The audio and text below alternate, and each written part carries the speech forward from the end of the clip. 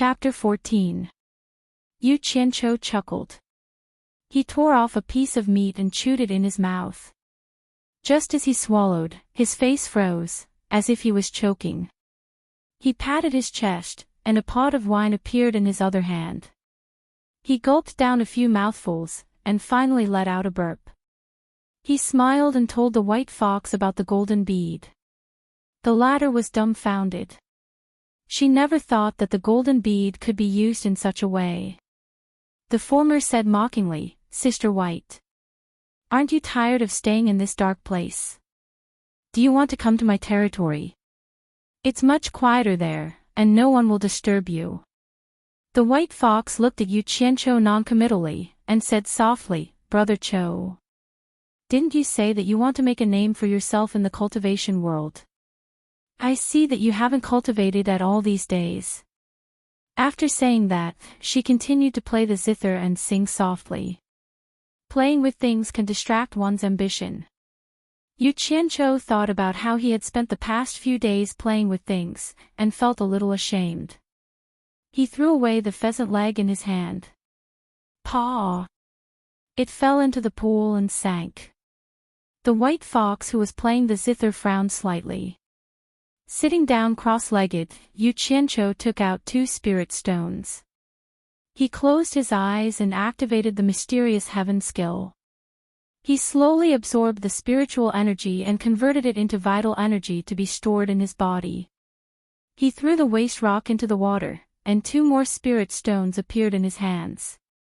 When he converted the spiritual energy inside them into vital energy, he found that his body was filled with vital energy.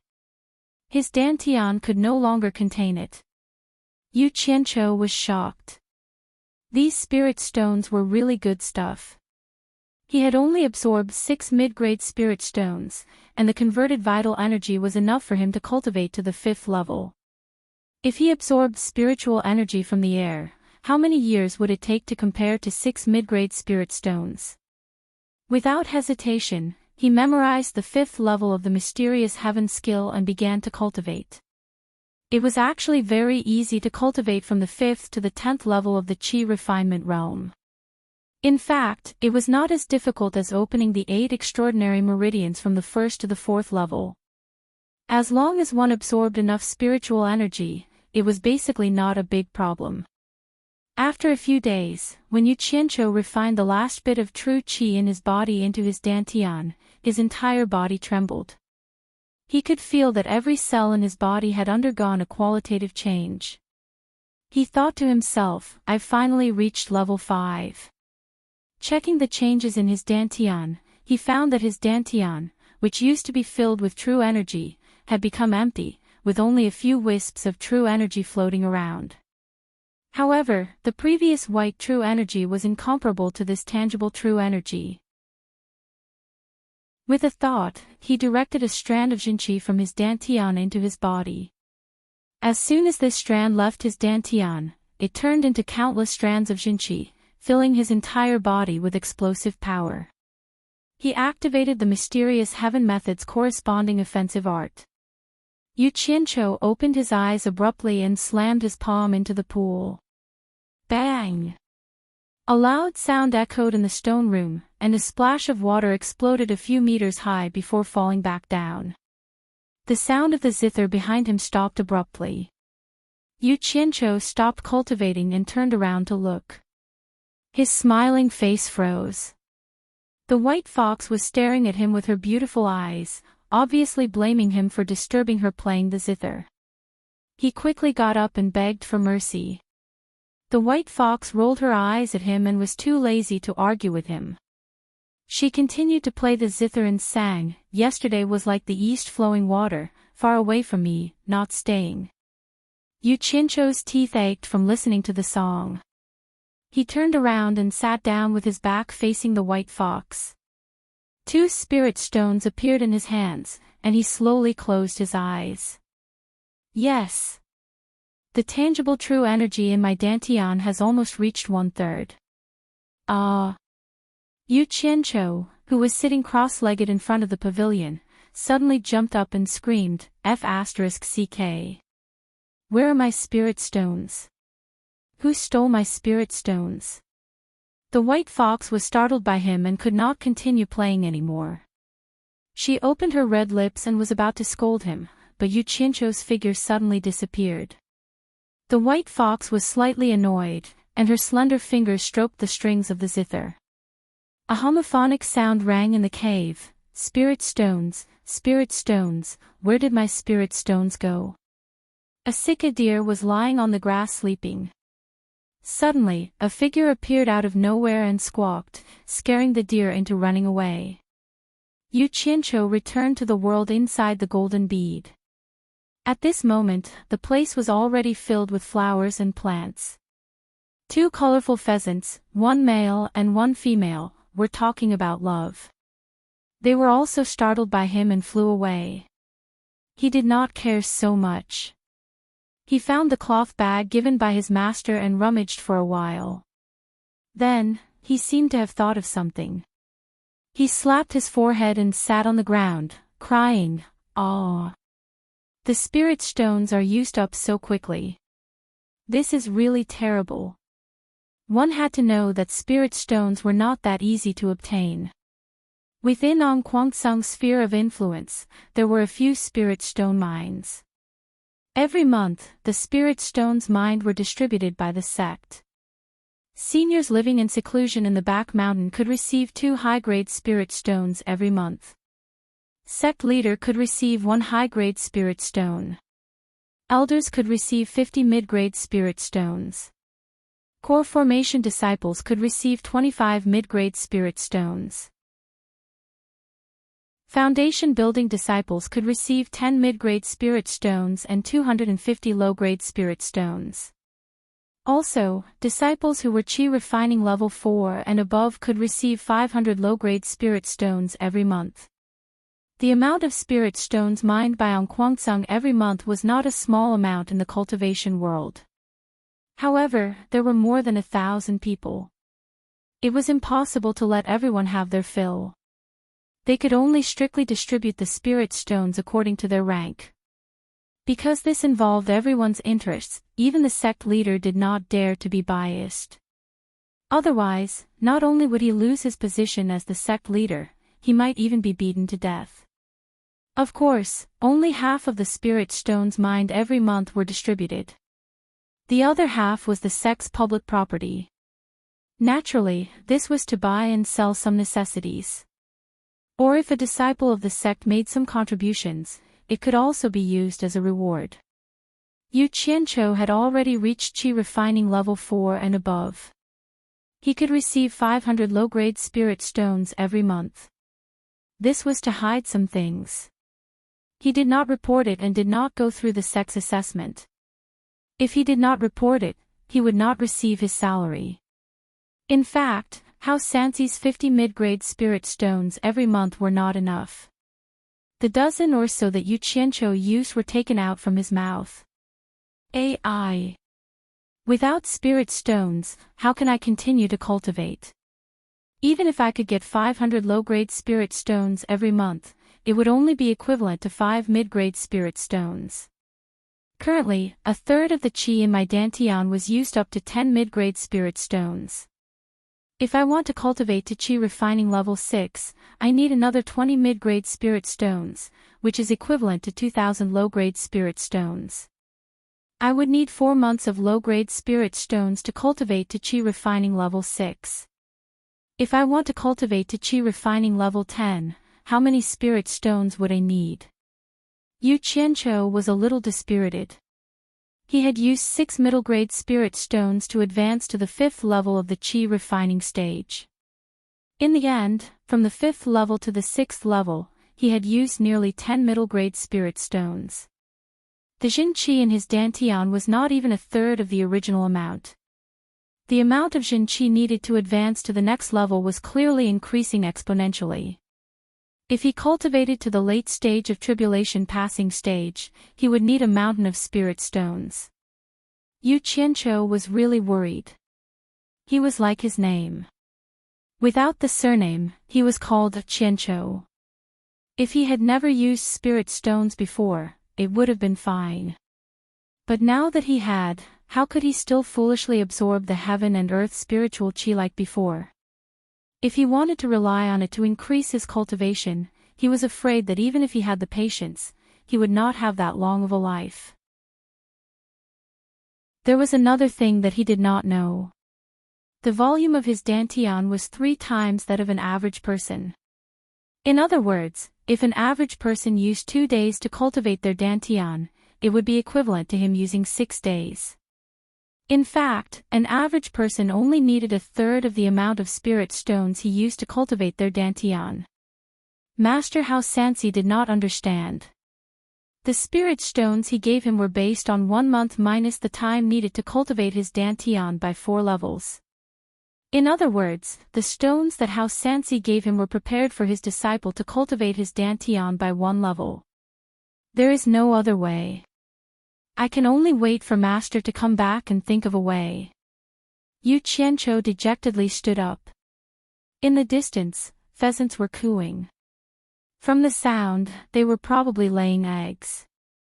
This was exactly what Yu Qianqiu wanted when he caught them. He deliberately caught a male and a female, hoping that they could lay more eggs and hatch more pheasants. That way, he could eat roasted pheasants anytime. However, he was not in the mood to do so now. He lazily raised his head and looked at it. Then, he lowered his head again. What? He raised his head again and cried out in surprise. Looking around, his territory had doubled from its original base. Now, it probably had a radius of nearly 1 kilometer. Yu Qianqiu closed his eyes. Although it had grown bigger, it was still under his control. Yes. There were 9 eggs in the pheasant's nest. It did not take long for him to understand the reason. This golden pearl had already become one with him. If he did not guess wrong, when his cultivation increased by 1 level, the territory here would double from its original base. Seeing this happy thing, the worry of not having spirit stones lessened a lot. He wandered around his own territory and returned to the pavilion. With regards to his sudden appearance and disappearance, the white fox was already used to it. She raised her head and looked at him. She stopped playing the zither and asked softly, 1 month's time is up. Are you going back? Yes. I'm going back. It has already been a few days. I think Master should be back by now. After saying that, he turned around and waved his hand. Sister Bai, I will come to see you often. The reply he got was, Mandarin duck butterfly dream. He returned to the courtyard and walked around. Strangely, he found that Master had not returned. If he had returned, the ground would not be so clean. He pulled over a bamboo chair and wiped it. There was no dust. He had to admit that the air quality now was not a bit better than in his previous life. In his previous life, if the room was not cleaned for a few days, the dust would be thicker than it was now after a month. He turned around and lay down. Ah! Why are there so many people running in the direction of Green Light Hall? Yu Qianqiu, who was pretending to be asleep, woke up and sat up slightly. With his current cultivation, it was not a problem for him to hear a nearby jog. He paused, closed his eyes and lay down. Anyway, it's none of my business if something happens. Not long after he lay down, he suddenly heard someone outside the courtyard shouting, Is Marshal Uncle Yu in? After shouting twice, Yu Qianqiu responded. He felt strange that someone was looking for him. When he walked out of the courtyard, an unfamiliar disciple bowed and said, Marshal Uncle Yu, Sect Master wants you to go to Green Light Hall quickly. Sect Master wants me to go to Green Light Hall. What's the matter? Yu Qianqiu asked curiously. It was true. No one had ever looked for him, not to mention the sect master who had led him to Angquangsung. The disciple's expression was perturbed, as if there was something he could not say. After a moment of silence, he finally stamped his feet and said respectfully, Elder Hao led a team to the New Excellence Assembly. On the way back, he accidentally found a spiritual herb. However, because De Luo's sect interfered, the two sides had a dispute. In the end, a few elders were injured, and because Elder Hao's injury was too serious, hearing this, Yu Qianqiu's expression changed. He was no longer in the mood to listen and ran towards Green Light Hall like a wisp of smoke. Chapter 15. There was a group of people whispering in the plaza in front of the Green Light Hall. In the crowd, there were 10 disciples wrapped in bandages, obviously injured. Yu Qianqiu ran into the crowd, and when the crowd saw him, they all opened up a path. A few injured elders were sitting cross-legged on the ground, and behind them, there were people treating their injuries. In the middle, a person was lying, his body covered with a white cloth. Yu Qianqiu, who rushed into the crowd, calmed down at this moment. His gaze coldly swept across the injured elders, and his master was not among them. His gaze fell on the white cloth, and his face twitched as he slowly walked over. In an instant, the plaza became incomparably quiet, and a few hundred pairs of eyes silently followed his footsteps. Yu Qianqiu squatted down, and the hand that stretched towards the white cloth trembled uncontrollably. The knuckles that pinched the corner of the white cloth were abnormally pale, and as if he was carrying a heavy object, he slowly lifted it up. The sloppy old man's familiar face entered his eyes as the white cloth was lifted up. The past was still vivid in his mind, but the amiable old man was no longer breathing. "Ah! Your cultivation speed is godly. This time's new talent assembly, I want to rely on sect leader Shixiang to help out, so tomorrow I will lead a team with a few other Shixiang. When the time comes, when the foundation building pills are distributed, you have the nerve to ask for 1 or 2, to prepare for your foundation building." Master's words when they parted seemed to be right next to his ears. Looking at the old man's deathly pale face, and that smear of dried blood at the corner of his mouth, Yu Qianqiu's heart was bleeding. If it wasn't for him, Master definitely wouldn't participate in some bullshit new talent assembly, and also wouldn't. The squatting Yu Qianqiu had already unknowingly knelt down. His trembling hands carefully covered the white cloth, as if he was afraid of disturbing the sleeping old man. He suddenly opened up his arms, clenched his fists, and raised his head to the sky, shouting soundlessly, without making a single sound. His white teeth looked abnormally eerie under the sunlight, and the veins on his neck popped out. Suddenly, under the gaze of the crowd, the kneeling Yu Qianqiu actually spat out a mouthful of blood. The few elders who were treating the injured turned their heads in unison when they heard the voice. Their eyes were filled with surprise. Some of the female disciples couldn't help but cry out in surprise.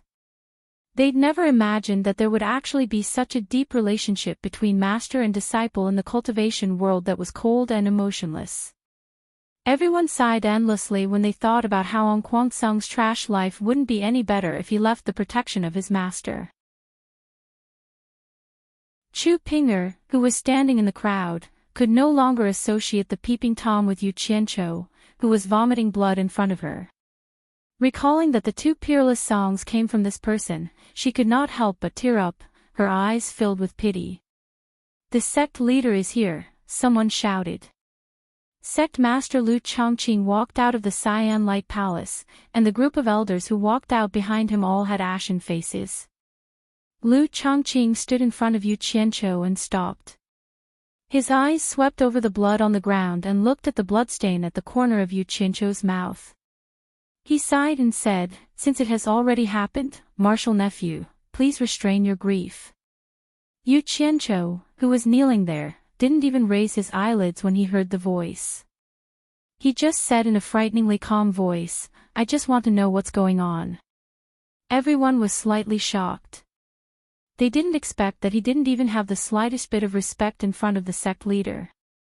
"You're a trash without the protection of your master. Do you still want to mingle in Ong Kwangsung in the future?" A handsome young man walked out of the crowd and walked toward Yu Qianqiu with a face full of anger. Lu Chongqing looked at the kneeling man and frowned slightly. He then stopped the handsome young man with his eyes. Those who knew the young man knew that he was the sect leader's grandson, the outstanding talent among his peers, Lu Jingguang. His appearance caused many female disciples to have a strange look in their eyes. They looked at him with affection. Chu Ping was the same. Sect leader Lu Chongqing said to an old man beside him in a deep voice, "Junior Marshal brother. I'll let you tell everyone what happened." The old man nodded and told the story with a livid face.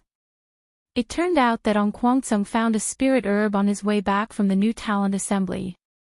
It was called the 7-color Lingji. What was the 7-color Lingji? It was a spirit herb of the heavens and earth. It was a treasure that cultivators dreamed of. If it could be used in a pill to help cultivators advance, it would almost certainly help them advance. How could a cultivator not regard such a thing as a treasure? And the one who found it was Yu Qianchou's master, Hao Sansi. Just when Ong Kwangtsung was celebrating, he bumped into the Deluo sect who came later. The cultivation world was a place where the strong preyed on the weak. When they saw such a treasure, the Deluo sect immediately said that they were the first to find it. The two sides immediately clashed. The Deluo sect was ranked second in the cultivation world of the Huaxia Empire. Ong Kwangtsung was barely ranked sixth. Naturally, the latter was no match for the former. Hao Sansi, who had the spirit herb, was the first to bear the brunt. In the end, not only were the elders of Ong Kwangtsung injured, some of the participating disciples were also injured. Hao Sansi, who was eager to protect the spirit herb, was seriously injured by the elders of Deluo sect. In the end, the spirit herb was snatched by the Deluo sect. Hao Sansi died before he could return to Ong Kwangtsung. After hearing this, the disciples of Ong Kwangtsung in front of the hall were in an uproar. They all condemned the Deluo sect. Yu Qianchou's face was so cold that it could freeze. Sect leader Lu Chongqing's eyes swept across the crowd and said in a deep voice, "It's a pity that I, Ong Kwangtsung, am not as strong as the Deluo sect." Sigh. This matter has been reported to the seniors in seclusion at the back of the mountain. Their intention is to look at the bigger picture and ask us to endure the humiliation and not be impulsive. This matter will be handed over to the abbot of the Cultivation Alliance to uphold justice. The disciples who had been quiet were in an uproar again. Everyone knew that the Cultivation Alliance was just a puppet. They would only speak up for the stronger side. If they were to handle this matter, there would be no justice to speak of. The voices grew louder and louder. Lu Chongqing frowned and snorted. His cold eyes swept across the crowd, and the front of the hall suddenly became silent. Suddenly, a cold laugh rang out. Everyone looked over in shock. Hee hee. The Luo sect. Yu Qianchou, who was kneeling on the ground, stood up and stared straight at Lu Chongqing. Without any respect, he asked, "Is this the decision of the sect?" Not only Lu Chongqing, but the faces of the elders also changed. The Ong Kwangtsung disciples all took a deep breath. They thought to themselves that this trash had the guts to speak to the sect leader like this. He really didn't want to live anymore. Chu Pinger's face was also filled with worry. How dare you? How dare you be disrespectful to the sect leader? Lu Jingguang, who was at the side, took a few steps forward and slashed at Yu Qianchou with his palm. None of the sect leader Lu Chongqing and the elders in front of the hall tried to stop him. Humph. Yu Qianchou snorted coldly. He raised his mysterious heaven skill to the extreme and met the attack with his palm. Everyone was shocked. This trash actually dared to fight with Lu Jingguang. As for the famous Ong Kwangtsung Lu Jingguang, Yu Qianchou also knew him. However, he was not the kind of person who would not fight back when he was beaten. Moreover, his master was already dead. How could he care so much? Bang! The two palms collided with a loud sound. Both of them were pushed back at the same time. However, Yu Qianchou was pushed back a few more steps. Silence. Absolute silence. Not only the Kwangsung disciples, the sect leader and the elders were all dumbfounded. Even Lu Jingguang, who attacked, looked at his own palm in disbelief. This trash actually hit his strength so deeply.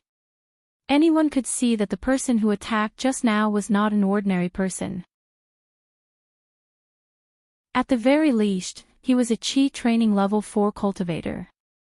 All the disciples' mouths were wide open.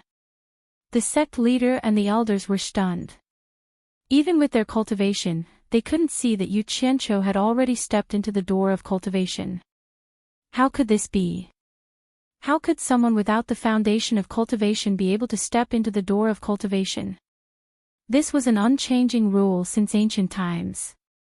Today, it was actually broken. In an instant, some of the elders' faces became fiery. One must know that many of them had families in the secular world. Unfortunately, without the foundation of cultivation, they died of old age. In front of them was a chance to solve this mystery. That palm just now, Yu Qianqiu actually had a bit of an advantage.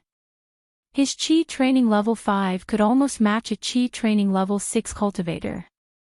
Moreover, he used his full strength. And Lu Jingguang only wanted to casually teach him a lesson. He never thought of injuring him. After all, this was in front of everyone. Otherwise, with Yu Qianqiu's Qi training level 5 cultivation, how could he push back Lu Jingguang, who was in the middle stage of foundation establishment, with one palm? This was the same logic as an adult who wasn't prepared to stand still. He could also be pushed back by a child. Yu Qianqiu's palm was not easy to take. The blood in his body was churning. After a long time, he finally calmed down. He stared at Lu Jingguang and sneered, "You, a 10th generation disciple, actually dared to attack martial uncle. Hee hee. You really have guts. Could it be that just because your grandfather is the sect leader, you don't put on Kwangsung's rules in your eyes? I want to see if this sect rule is set by your family. I want to see if Kwangsung is opened by your family. I want to see how Kwangsung will deal with you." No one could take such a big hat being put on them. Lu Jingguang's face instantly turned pale after hearing the 3 consecutive, "I want to see." Everyone looked at sect leader Lu Zhangqing. The latter's face was gloomy. His eyes suddenly emitted 2 rays of light as he stared at Yu Qianqiu. He then stared at Lu Jingguang and shouted, "Kneel." Plop. His grandson obediently knelt in front of his grandfather. The latter's chest rose and fell obviously. At this time, an elder stood up and said, "Since this is Jingguang's first offense, and it was done in a moment of desperation to protect the sect leader's prestige, it was purely an unintentional act. I hope sect leader will be lenient. Sect master, please be lenient with your punishment." Another few elders pleaded together. Lu Changqing's face finally calmed down. He stared at his grandson and said in a deep voice, "According to the sect rules, your cultivation should be abolished and you should be kicked out of the sect. But for the sake of the elders, you will be fined 10 years' worth of spiritual stones and be punished to copy the sect rules 10,000 times. Do you accept this?" Lu Jingguang did not dare to have any other opinions. If his cultivation was really abolished and he was kicked out of the sect, it would really be worse than death. He quickly kowtowed and said, "I am willing to accept the punishment." Sect leader Lu Changqing nodded and said to Yu Qianqiu meaningfully, "According to the sect rules, you should be punished for looking down on your elders. Martial nephew. Do you think it is fair for me to deal with it like this?" His words were clearly telling Yu Qianqiu that he was also suspected of being disrespectful to the sect leader just now. He did not punish him, so he should stop holding on to his grandson. Hee hee. Yu Qianqiu sneered noncommittally. He turned around and carried his master's body, then strode away. The crowd made a path. Lu Jingguang looked at Yu Qianqiu's back with resentment. The crowd secretly shook their heads and sighed in their hearts. Yu Qianqiu had really offended the Lu family today. He would have a good time in the future. What they did not know was that Yu Qianqiu had already planned to go all out. He was prepared to hide in the golden bead if he could not win. You can bite me.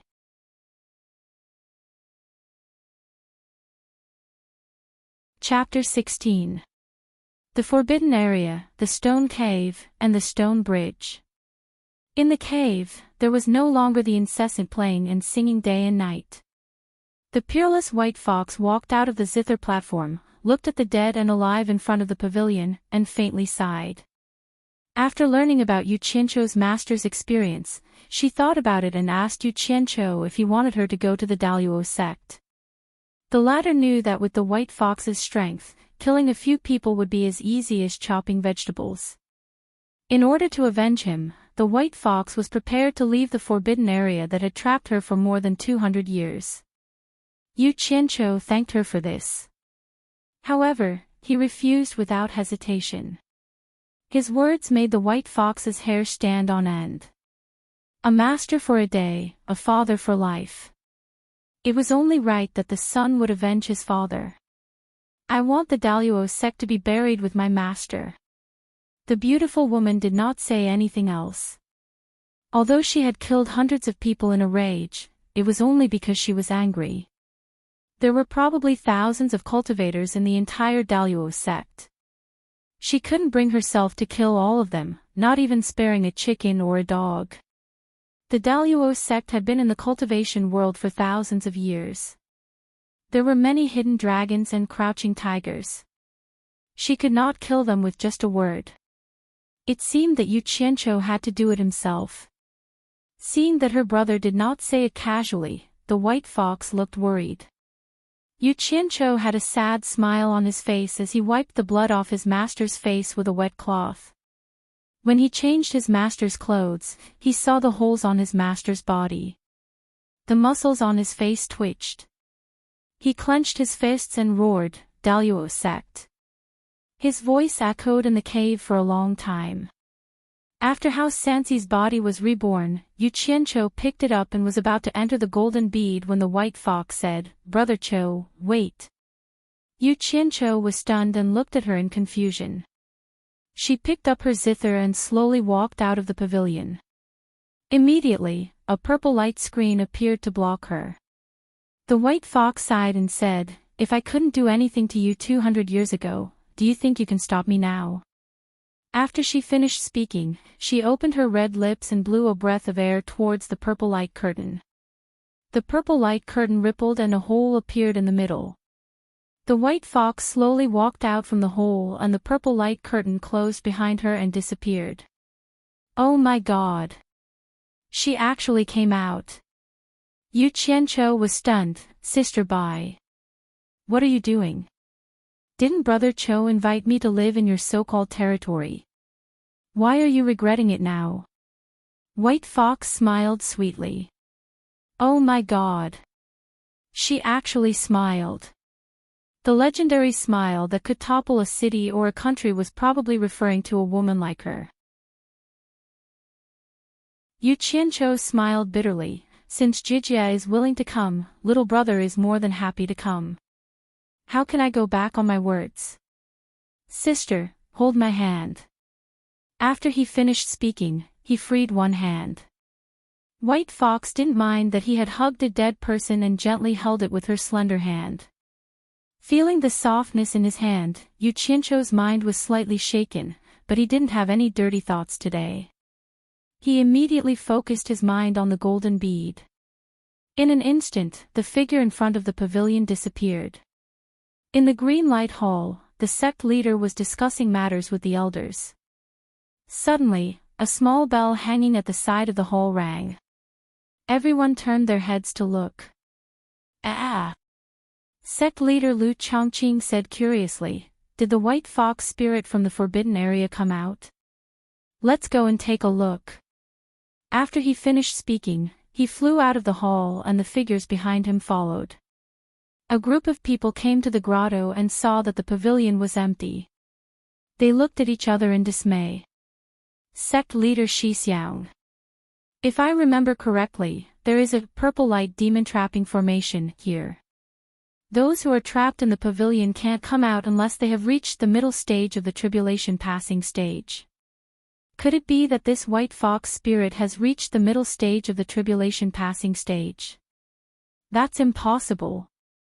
If she really has reached the middle stage of the tribulation passing stage, there should be a lot of commotion when she goes through the heavenly tribulations in the early and middle stages. How could we not know? A skinny old man walked to the side of the silent Lu Chongqing and said. This old man was the elder who first pleaded for Lu Jingguang. His name was Wu Baoru. Lu Chongqing silently shook his head, indicating that he also didn't know. Of course, they didn't know the reason. What cultivators did was to go against the heavens and change their fate. Forcibly increasing one's cultivation level was also against the heavens. When one's cultivation level reached a certain level, he would naturally be punished by the heavens. This was the origin of the tribulation passing stage. However, after the white fox reached the middle stage of the nascent soul realm, she stopped cultivating. Naturally, there was no heaven-defying action to forcibly increase her cultivation level. Naturally, the punishment from the heavens couldn't be found on her. She had unknowingly reached the late stage of the tribulation passing stage because of the golden bead. In fact, the white fox also felt that it was strange. Why didn't her cultivation level reach the late stage of the tribulation passing stage? It seems that we have to report this matter to the master who is cultivating in the back of the mountain. Lu Chongqing sighed. We still have to disturb the master? Wu Baoru was slightly surprised. He frowned and said, didn't the master say that the white fox would be released after being trapped for 100 years? She didn't want to come out before, so we can't be blamed. Now that she has come out on her own, it saves us the trouble. Senior Marshal Brother, why do you still want to disturb the master? The master is now at the critical moment of breaking through the early stage of the tribulation passing stage. We have just disturbed him because of the matter of the Daluo sect. If we go now, I'm afraid it's not appropriate, right? Lu Chongqing made a hand seal and flicked 4 white lights at the 4 pillars of the pavilion. Purple lightning swam on the pillars and 4 spirit talismans appeared. Lu Chongqing made another hand seal and shouted, withdraw. The 4 spirit talismans turned into 4 purple lights and shot into Lu Chongqing's sleeve.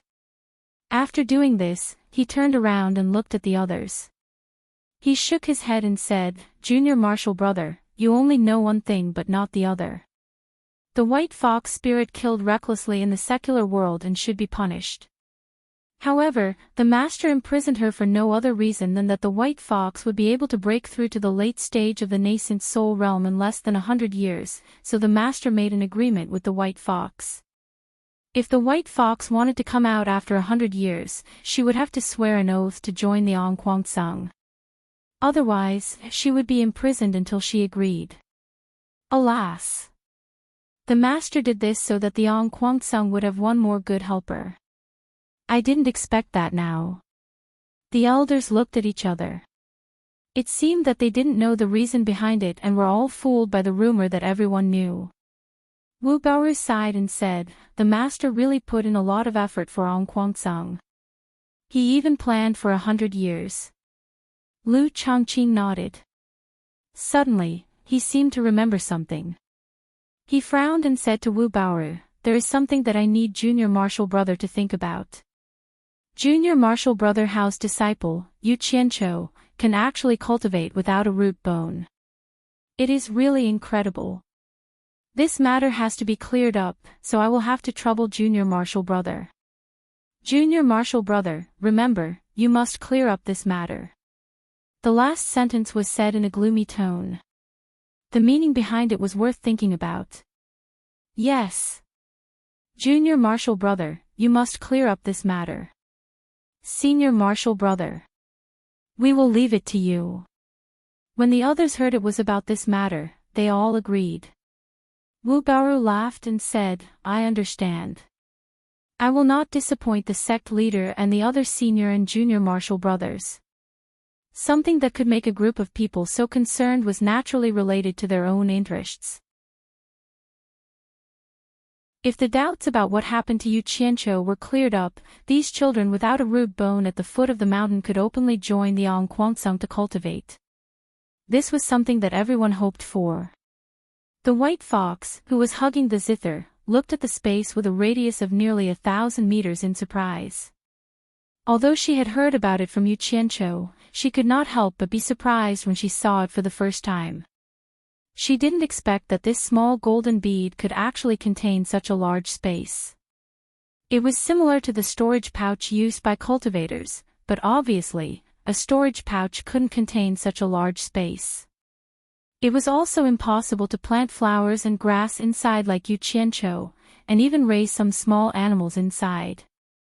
According to Yu Qianqiu, there was also a division between day and night here. If it was not for the purple chaos surrounding it, it would not be any different from the outside world. The white fox bent down to pluck a wild flower. She pinched it with her slender fingers and put it under her nose. She sniffed the fragrance that she had not smelled for a long time. She listened to the chirping of birds. She could not help but reveal a sweet smile on her face. She looked around with her beautiful eyes. It was obvious that she liked this place very much. Suddenly, she heard a tinkling sound. She turned around and saw Yu Qianqiu hugging a sword and busying himself around a huge exposed rock. She walked over with light steps and asked, "Brother Qiu, what are you doing?" "Making a stone coffin for master."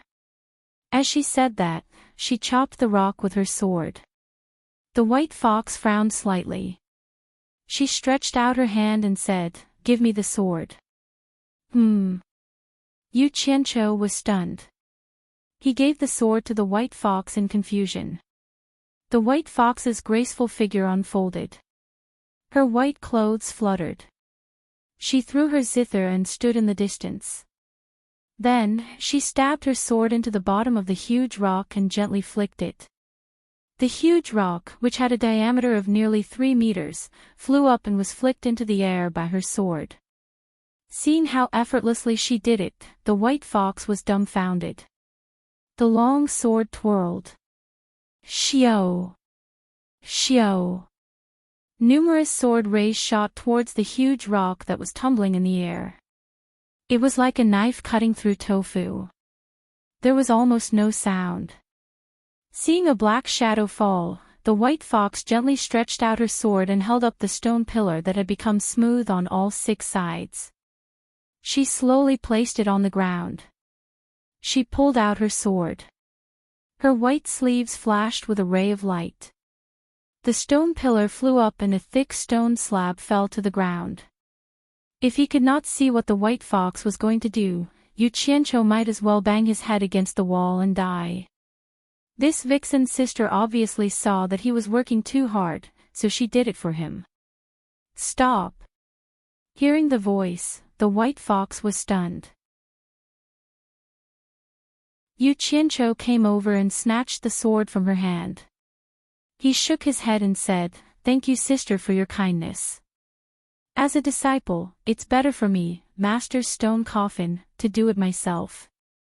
He then climbed onto the stone pillar and started digging. The white fox frowned. She knew that he wanted to show his filial piety. However, with his cultivation level, he would not be able to dig if he was gentle. If he was too heavy, he was afraid that he would damage it. With his current speed, he did not know how long it would take for him to dig the stone pillar into a stone coffin. The white fox looked helpless. She reached into the sachet at her waist and took out a pair of black gloves. She said, "Catch." Yu Qianqiu swung his hand and grabbed it. He asked in confusion, "What are you doing?" The white fox said helplessly, "My fox clan likes to live in caves. This is a magic treasure passed down by my clan's ancestors. It's called the mountain-piercing claw. When you wear it, you can pierce through mountains and dig holes. Even the hardest rock can't stop you. There's another advantage to wearing it. It's that you can sense the amount of spiritual energy in the surroundings. That's why my clan's ancestors used it to find places with dense spiritual energy to dig holes to live in. You can use it after you put it on and inject your vital energy into it.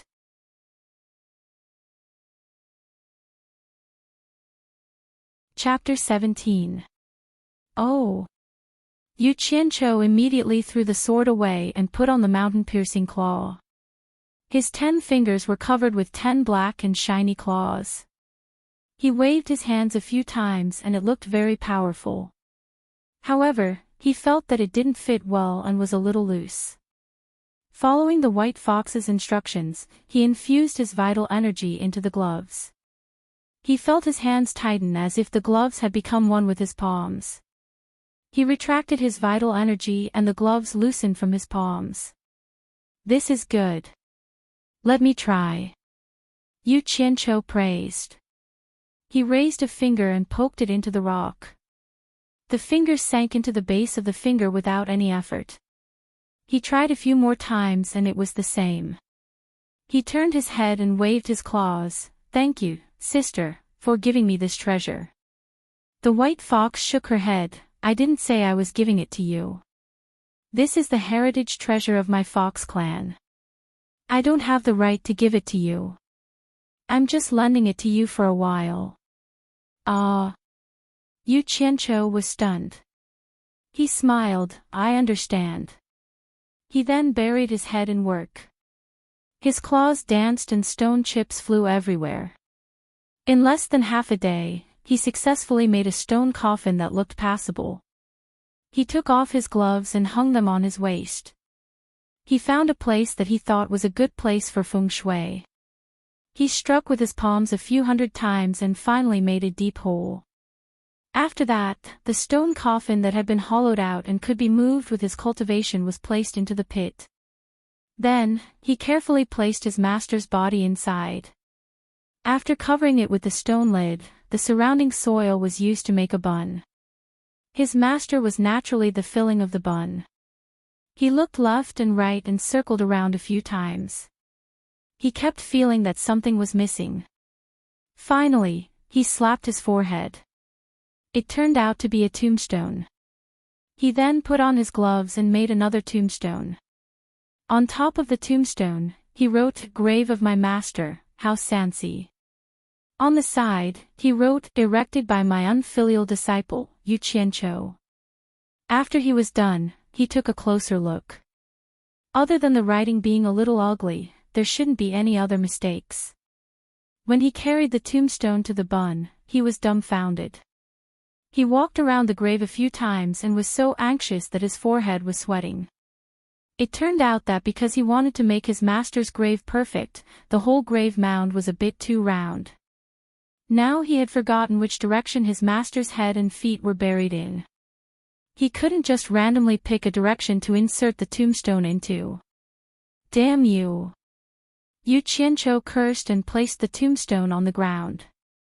He wiped the sweat off his forehead and prepared to dig up the grave again to see how his master buried it. The white fox, who had been watching him from the side, saw him carrying a tombstone and walking around the grave. It did not know what he was trying to do. Was this a custom of some place? Her beautiful eyes widened as she looked at him curiously. It wasn't until this guy was about to dig up the grave that white fox reacted. It turned out that her silly brother had actually forgotten how master was buried. Now he wanted to dig up the buried master to see what was going on. He did not know whether to laugh or cry.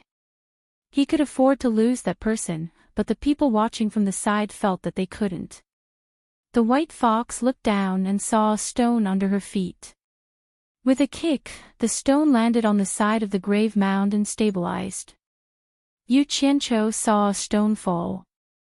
In this place, other than him and the white fox, there was no doubt that the stone was thrown by the latter. He squatted beside the grave and looked up at the white fox. Seeing her glaring at him, he finally realized that the white fox was reminding him where the tombstone should be buried. So he pointed at the location of the stone and shouted to her, "You mean to bury it here?" The white fox nodded. After Yu Qianqiu carried the tombstone to the location, he looked around and seemed to feel that it wasn't the right place. He could not help but shout to her again, "Sister White, are you sure it's here?" The white fox, who had always been elegant, could not help but roll her eyes this time. She decided to ignore him and let him do whatever he wanted. She turned around and walked away. He could vaguely hear the word "idiot" coming out of her mouth. Yu Qianqiu thought that she would not lie to him, so he buried the tombstone in that location. After that, he still felt that something was missing.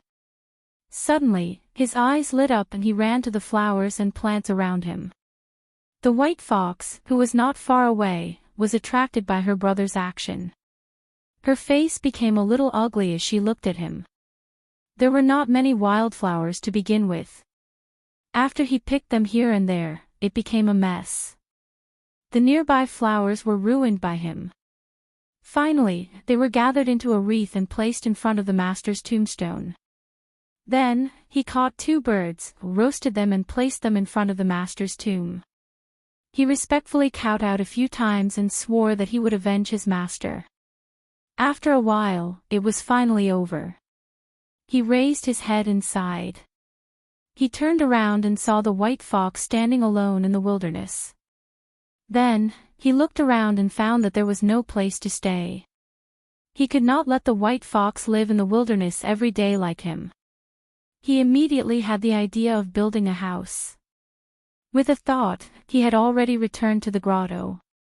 Now that there was no one playing or singing in the grotto, it was particularly quiet. Looking at the fluorite all over the stone wall, he remembered that his own territory also needed illumination at night. Without saying anything, he directly pried it and sent it to the golden pearl. While he was praying, he suddenly found that as long as his hand touched the fluorite, he could use his thought to lock it and send it to his own space. This discovery made him extremely happy. Only when a large piece of the stone wall of the grotto turned black did he stop. But he didn't know that the white fox in the golden pearl space was also shocked when she saw the fluorite falling from the sky. But not long after, she guessed that it was Yu Qianqiu's trick. She also understood his intention. So, she collected all the fluorite together. But not long after, an even more terrible thing happened. Big trees started to fall from the sky. One by one, they started to fall, followed by the bamboo.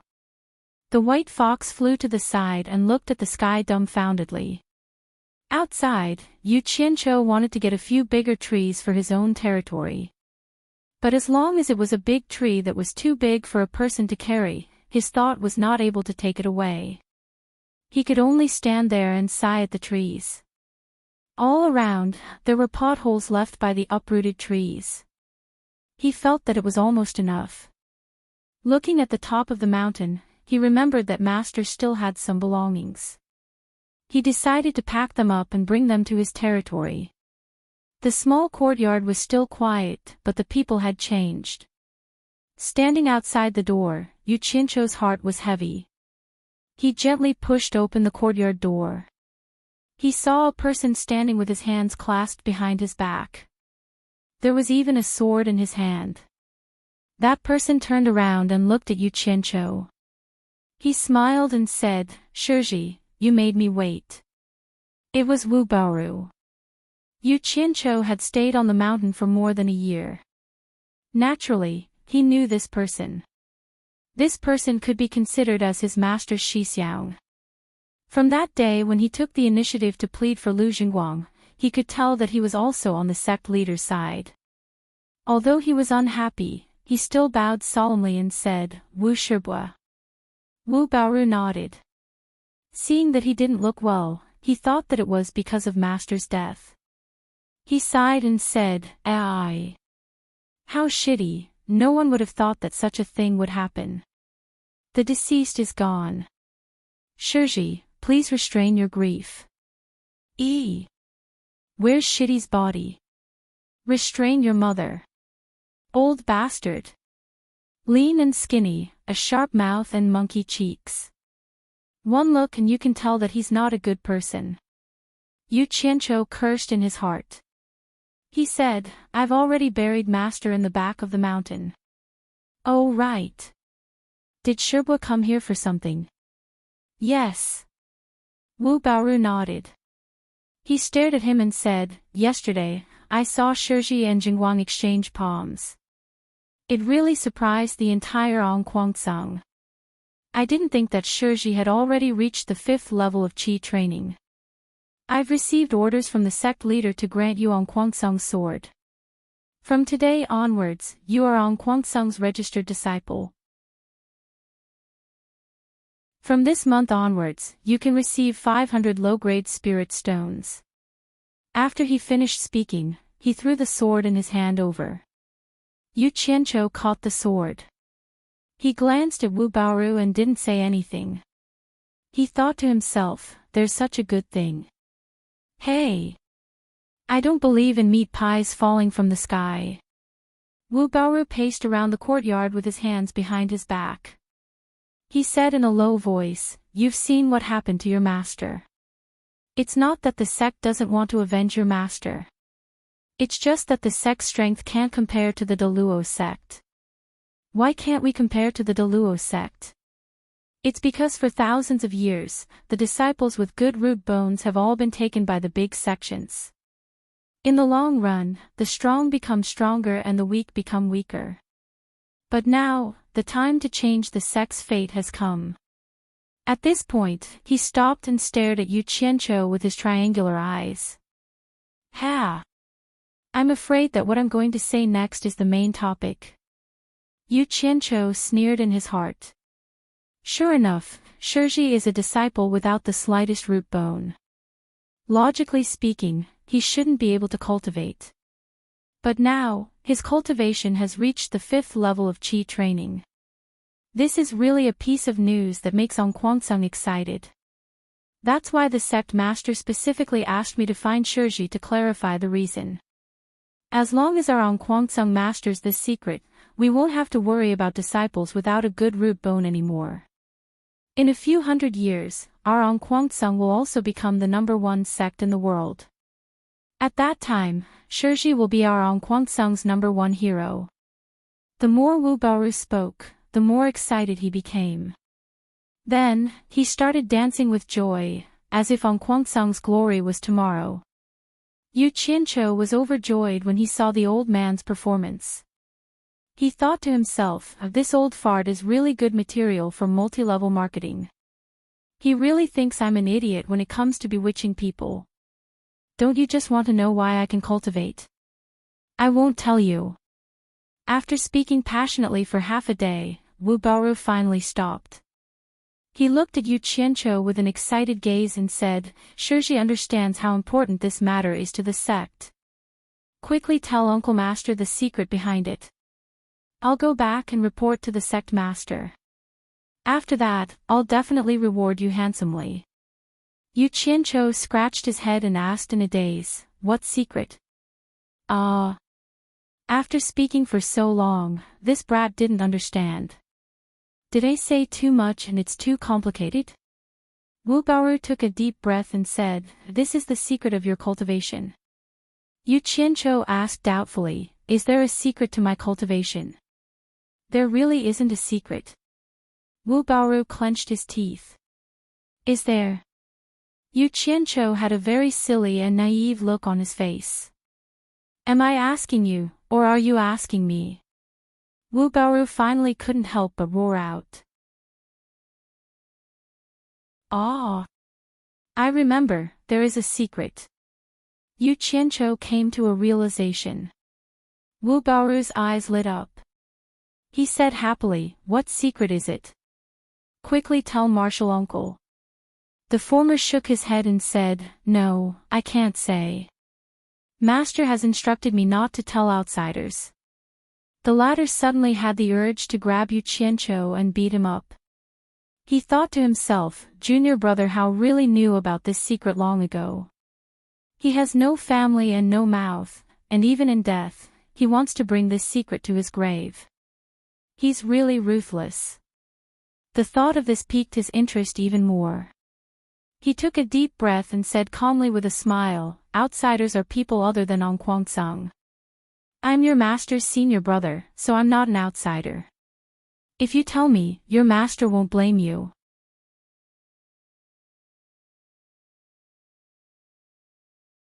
Chapter 18. Looking at Wu Baoru's persuasive look, Yu Qianqiu thought to himself, I'll play with you slowly. He asked, really?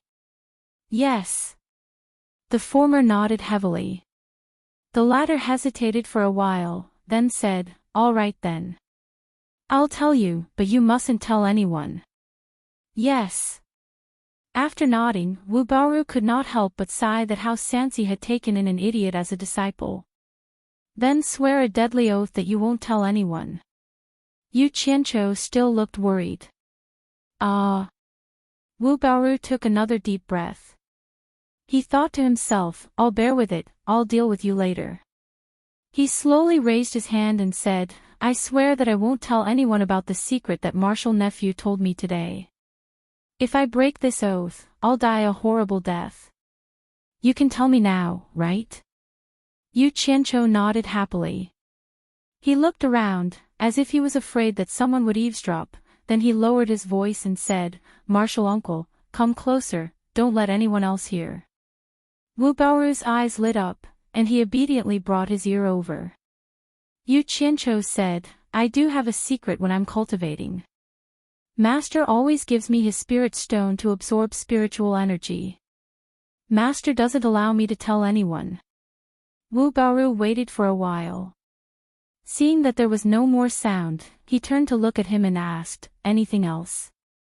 Yu Qianqiu shook his head and said, nothing else. What? Nothing else.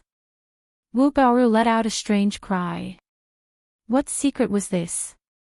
It was normal for a master to give his favorite disciple a spirit stone to use, and the purpose was nothing more than for the disciple's cultivation to increase quickly.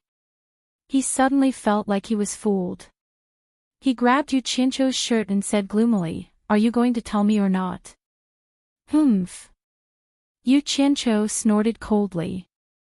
The silly look on his face instantly disappeared. He squinted his eyes and said indifferently, what? You want to fight now that you can't trick him? Ha! Wu Baoru was startled for a moment before he started laughing maniacally in anger. He had treated the other party as an idiot, but he had always been treated as an idiot by the other party. He had lost so much face. He said fiercely, what a small character. You actually dare to trick me. I think you must be tired of living. He suddenly released his aura. How could the current Yu Qianqiu withstand a nascent soul cultivator's aura? He was immediately suffocated by the aura, and the killing intent was clear. Yu Qianqiu said coldly, if you dare to touch a single hair of mine, I guarantee that you will never know this secret. If you don't believe me, you can try. You think I don't dare? Wu Baoru slowly raised a palm. I'll wait and see. Yu Qianqiu raised his eyebrows and smiled, but there is something I have to remind you. If I die, I don't know if Ong Kwang-sung and the others will suspect that you took the secret for yourself. Although Wu Baoru's face didn't show any reaction, Yu Qianqiu clearly saw his pupils shrink. The former laughed and said, I will give you one last chance. If you don't tell me, I will kill you immediately. Thank you. You don't have to give me another chance. Kill me now. Yu Qianqiu smiled and looked at the other party. Although he said that, his mind was already locked on the golden pearl in his dantian. As soon as he confirmed that the other party was going to make a move, he would leave immediately. The muscles on Wu Baoru's face twitched. He rolled his triangular eyes and suddenly pushed Yu Qianqiu away. He smiled evilly and said, I almost fell into your trap. You're trying to provoke me. The latter pulled his clothes that were wrinkled. He shook his head and sighed, old B*****. You're obviously afraid that killing me will arouse the suspicion of the other old guys, but you still want to find a way out. If you knew this would happen, why would you show your fangs and claws? Old dog, look at what you've done to my clothes. He didn't leave any face with his words. Since he had already fallen out with him, there was no need to hide it. Hee hee. Sharp-tongued little b*****, I won't gossip with you. I will destroy your dantian now and torture you for the rest of your life until you tell me. Wu Baoru was so angry that he was trembling.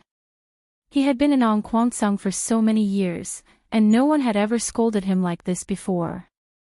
Judging from his expression, it didn't seem like he was joking. He was really going to make a move. Yo!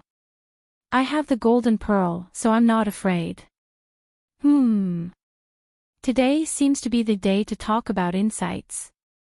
I'll play you to death, old dog. Yu Qianqiu thought like this, but he sighed and said, Stop, I'm afraid of you. If you want me to tell you, I'll go to Greenlight Hall and tell the sect master personally. If you don't agree, I'll explode my dantian. Wu Baoru was stunned. He thought to himself, I'll kill you immediately after you tell me. Then, he readily agreed. As for what he was planning, Yu Qianqiu could even guess it with his butt. Yu Qianqiu swaggered in front, and Wu Baoru, who followed behind, had a cold smile on his face. The two of them walked towards Ongquangsung Hall, one in front and one behind. Passing through the wall, they could see many disciples sitting in the middle of the square, listening to lectures. Below the hall sat a few elders who were giving lectures. A knowing smile appeared on Yu Qianqiu's face. When they were about to reach the middle of the crowd, Yu Qianqiu suddenly ran for his life. Wu Baoru was slightly stunned. He thought to himself, where can you run from here? Help! Someone wants to steal my spirit stones. Old dog wants to steal my spirit stones. Old bastard wants to murder me for money. Save me, sect leader. Yu Qianqiu shouted with all his might. The entire square could hear his voice and it was incomparably miserable. In an instant, countless eyes in the square turned to look at him. Wu Baoru did not expect this guy to do this in public. He almost fainted from anger. He shouted, Stop! His figure flashed, and he shot over. F***CK. Old dog is angry. Just as Yu Qianqiu was about to hide in the golden pearl, a voice came from inside the hall, Stop! At the same time, an elder who was giving lectures quickly flashed and blocked in front of Yu Qianqiu. Senior brother Lu, get out of the way. I want to kill him. Wu Baoru flew into a rage. The elder who was called Senior Brother Lu frowned and shouted, Junior Brother Wu, why don't you look at where you are? What a disgrace. This person's name was Lu Wanwan. After being reminded by Senior Brother, Wu Baoru looked around and saw countless eyes looking at him in disbelief. Then he thought of the little bastard's cry, and his heart sank. He had lost a lot of face today. But the hateful face behind Senior Brother was winking at him.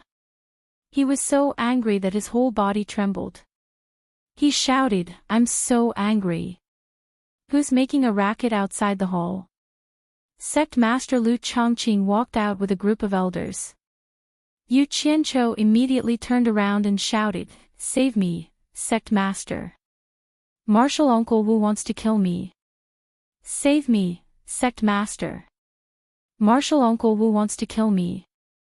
Lu Chongqing and the others immediately stared at Wu Baoru. They knew very well why Wu Baoru went to look for Yu Qianqiu. Nonsense, I'm so angry. Little bastard, I'm going to kill you. Wu Baoru was so angry that he almost vomited blood. He leaped over Lu Wanwan and shot a ray of light at Yu Qianqiu. Nonsense. Lu Chongqing flung out the horsetail whisk in his hand. The whisk instantly grew long and wrapped around the ray of light. A long sword was wrapped in it. Two elders flew out from his side and pulled Wu Baoru back. The latter stared at Yu Qianqiu with bloodshot eyes and screamed. He looked like he wanted to tear Yu Qianqiu into pieces. Lu Chongqing glanced at Wu Baoru and stared at Yu Qianqiu and asked, "What's going on?" "Save me, sect master." Yu Qianqiu seemed to be very frightened.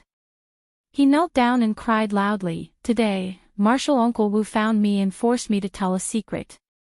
He also took away the 100 mid-grade spirit stones that Master left for me. Originally, I was going to swallow my anger and let it go. But for some reason, Martial Uncle Wu refused to let me go. I think Martial Uncle Wu wants to kill me. I really feel wronged. I didn't expect that right after my master died, Martial Uncle Wu would, sob.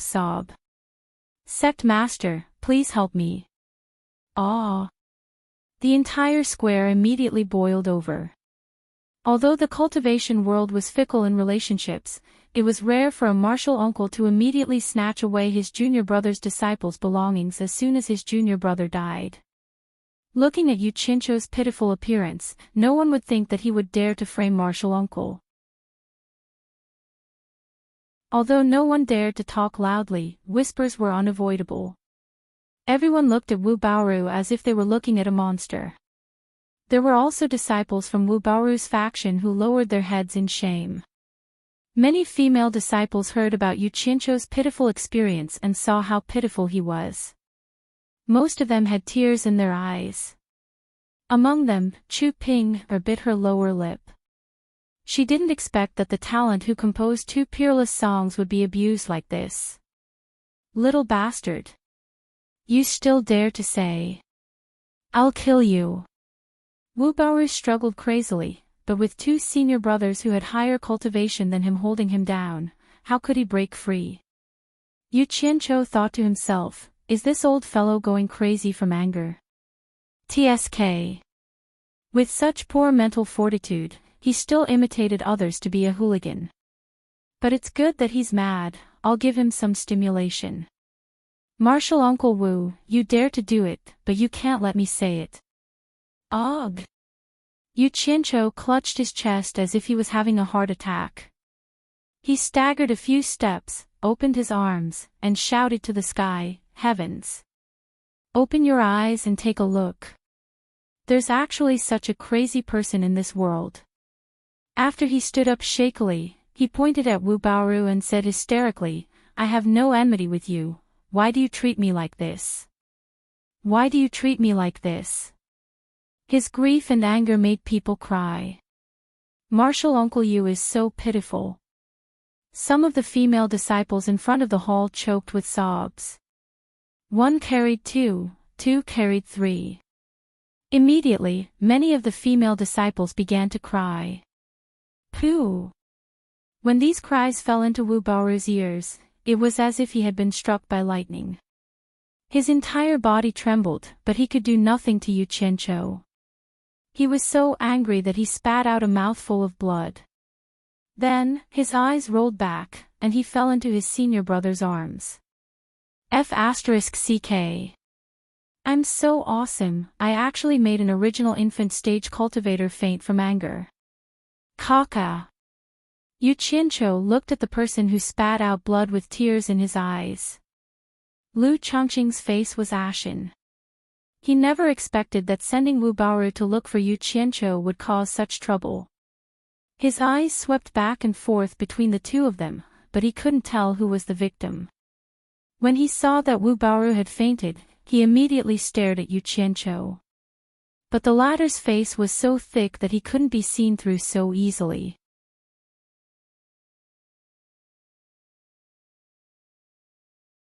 Chapter 19. The two senior martial brothers who were holding onto Wu Baoru sensed that he had really fainted, and they nodded at the sect leader. The elders were all experienced fellows, and they could understand each other's intentions with just a glance. Naturally, they understood what the two of them were thinking. They had originally suspected Yu Qianqiu, and with Wu Baoru's cultivation, if he really wanted to kill him, he wouldn't have been able to come here. Now, a nascent soul-stage junior martial brother had actually fainted from anger, and it was easy to imagine the injustice he had suffered. Where are the law enforcement disciples? Lu Chongqing shouted. Here. Several people appeared on both sides of the hall. The plaza immediately became silent, and everyone looked towards the front of the hall, knowing that the sect leader was about to make a decision. Before the truth is clear, the disciples cannot criticize. Let's put this matter aside for now. When Elder Wu recovers, the truth will naturally be clear.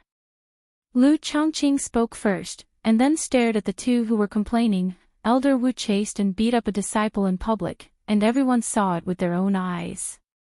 He will be imprisoned to recuperate and await punishment. Yu Qianqiu publicly insulted a teacher, and everyone heard it with their own ears. He will be punished to do hard labor in the spirit stone mine, and await punishment. Elders, do you have any objections? None of the elders had any objections. The disciples naturally didn't dare to have any objections to the sect leader's decision. However, everyone understood that this punishment was clearly to the disadvantage of Yu Qianqiu. One had to know that the spirit stone mine was not a place for people to stay. It was clearly a place where An Kuang-sung's disciples were exiled. The disciples who worked there were either those with poor aptitudes or those who had committed crimes. Every day, they had a quota to mine spirit stones, and if they couldn't complete the task, they would be severely punished. Until now, not many people had returned alive from that place. In everyone's eyes, Yu Qianqiu was obviously the victim, but he received the heaviest punishment, which inevitably made people think of the time when he offended the sect leader and his grandson. This was clearly revenge. No one dared to say anything, and could only shake their heads and sigh in their hearts. When Lu Jingguang saw that Yu Qianqiu was sent to the spirit stone mine as a punishment, he was delighted. However, he also felt that his grandfather was being too obvious by doing this in front of everyone. Martial nephew Yu, do you have any objections? Lu Chongqing asked coldly. This disciple is willing to accept the punishment. I dare not have any complaints. Yu Qianqiu's expression was bleak as he replied, causing all the disciples to feel sad. Little did he know that when he heard that they were going to a spirit stone mine, his heart began to beat wildly. With a wave of the sect leader's hand, Elder Wu was carried away. Yu Qianqiu was also escorted to the spirit stone mine by the disciplinary disciples. Chu Ping'er stared at the lonely and staggering figure and bit her lips. She simply could not imagine the scene of such a talent working hard in a spirit stone mine. The sun hung high in the sky. Outside the spirit stone mine, there was a row of caves on each side. These were the living quarters of the mining disciples. On a piece of empty land in front of them, almost 100 dirty and ragged disciples were gathered together. On a stone pillar in front of them, a disciple was stripped naked, and his hands and feet were chained to the pillar. Whack! Whack! A barbed whip danced in the air, and a string of flesh and blood splattered everywhere. Every lash of the whip was followed by a blood-curdling scream. The surrounding disciples were all shocked. A bare-chested, fierce-looking cultivator paced back and forth with his hands behind his back. This person was an early-stage core formation cultivator named Gao Shiping. He was the overseer of this spirit stone mine. He was glaring at the frightened disciples like a tiger watching its prey. He viciously said, "Do you see that? This is the consequence of stealing spirit stones. I'm warning you all, listen carefully. Don't think that you can get away with it. No one can fish in troubled waters under my watch." As he spoke, he suddenly saw a flash of light in the distance. 2 law enforcement disciples landed with a dejected disciple. Gao Shiping's fierce-looking face was covered with a smile. He ran over and said with a flattering smile, "Long time no see, 2 senior law enforcement brothers. You've sent someone to me again." As he spoke, he glanced at the dejected disciple. This person was Yu Qianqiu, who was punished to do hard labor in the spirit stone mine. The 2 law enforcement disciples nodded. When they heard the whip and the blood-curdling scream, they looked towards the place where the punishment was being carried out. One of them frowned and asked, "Junior Marshal Brother Gao, what did that person do this time? Senior Marshal brother, this person is very hateful. He actually dared to secretly absorb the Spirit Stone's mind and the Spirit Stone mine. When he came out, the sect's magic treasure found out. According to the rules, he was punished with 500 lashes, Gao Shiping said. The other law enforcement disciple shook his head and sighed. I've never heard of anyone surviving under Junior Marshal Brother Gao's Wolf Fang whip. Yu Qianqiu glanced over and saw the barbed Wolf Fang whip carrying a string of flesh and blood. He was secretly shocked. He thought to himself, what magic treasure. I still want to steal spirit stones. I don't know if it's dangerous. If I don't give a heavy punishment and everyone steals spirit stones in the future, I really won't be able to answer to the sect. Gao Shiping chuckled. He looked at Yu Qianqiu and asked the two law enforcement disciples, why is this disciple here? One of the law enforcement disciples shook his head and smiled bitterly. Marshal Uncle Hao's disciple, what else do you think? Ah! That Yu Qianqiu who offended the sect leader? Gao Shiping was shocked. Seeing that the law enforcement senior marshal brother had already nodded to confirm, he smiled fiercely and said, hey! So it's junior marshal brother you. You really have guts. You even dared to offend the sect leader. Old Gao, I will definitely treat you well. After that, he turned around and shouted, someone come. Yu Qianqiu knew that he was famous in Onquanceng, but he didn't expect that there would be people who knew about this spirit stone mine so far away. Soon after, a supervisor ran over and took Yu Qianqiu away under Gao Shiping's arrangement. He could vaguely hear one of the law enforcement disciples saying, Junior Marshal Brother Gao, you can't kill this person. The elder specifically said that he still has a use for us. The supervisor brought him to the group of disciples who were mining the mine. First, he showed him what it meant to be whipped until his intestines were broken. After seeing it, Yu Qianqiu didn't have any reaction.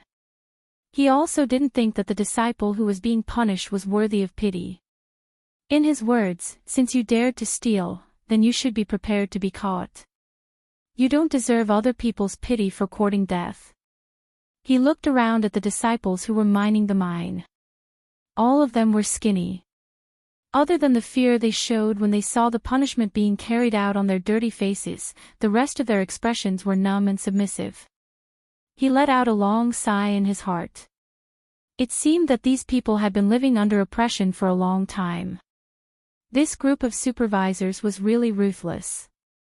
The disciple who was whipped on the stone pillar was already dead, but they still didn't let go of the corpse. They only stopped when the Wolf Fang whips had smashed the corpse into pieces. Yu Qianqiu narrowed his eyes. A cold light flashed in his eyes. Could it be that they had a grudge against each other? They actually wanted to whip the corpse to vent their hatred. After that, the miners were chased back to their respective caves. Yu Qianqiu was led to a place by the supervisor. The space wasn't big. There were only mattresses on the ground. There were already 3 people lying on the ground. It seemed that 4 people would have to squeeze together. The supervisor said coldly, you will stay here. Shi Xiaotian, tell him what to do next. The last sentence was said to a young man lying on the ground. When the young man called Shi Xiaotian heard the supervisor's words, he hurriedly got up and responded. The supervisor didn't say anything else and turned to leave. Shi Xiaotian's face was very dirty, but one could vaguely tell that he was a handsome young man.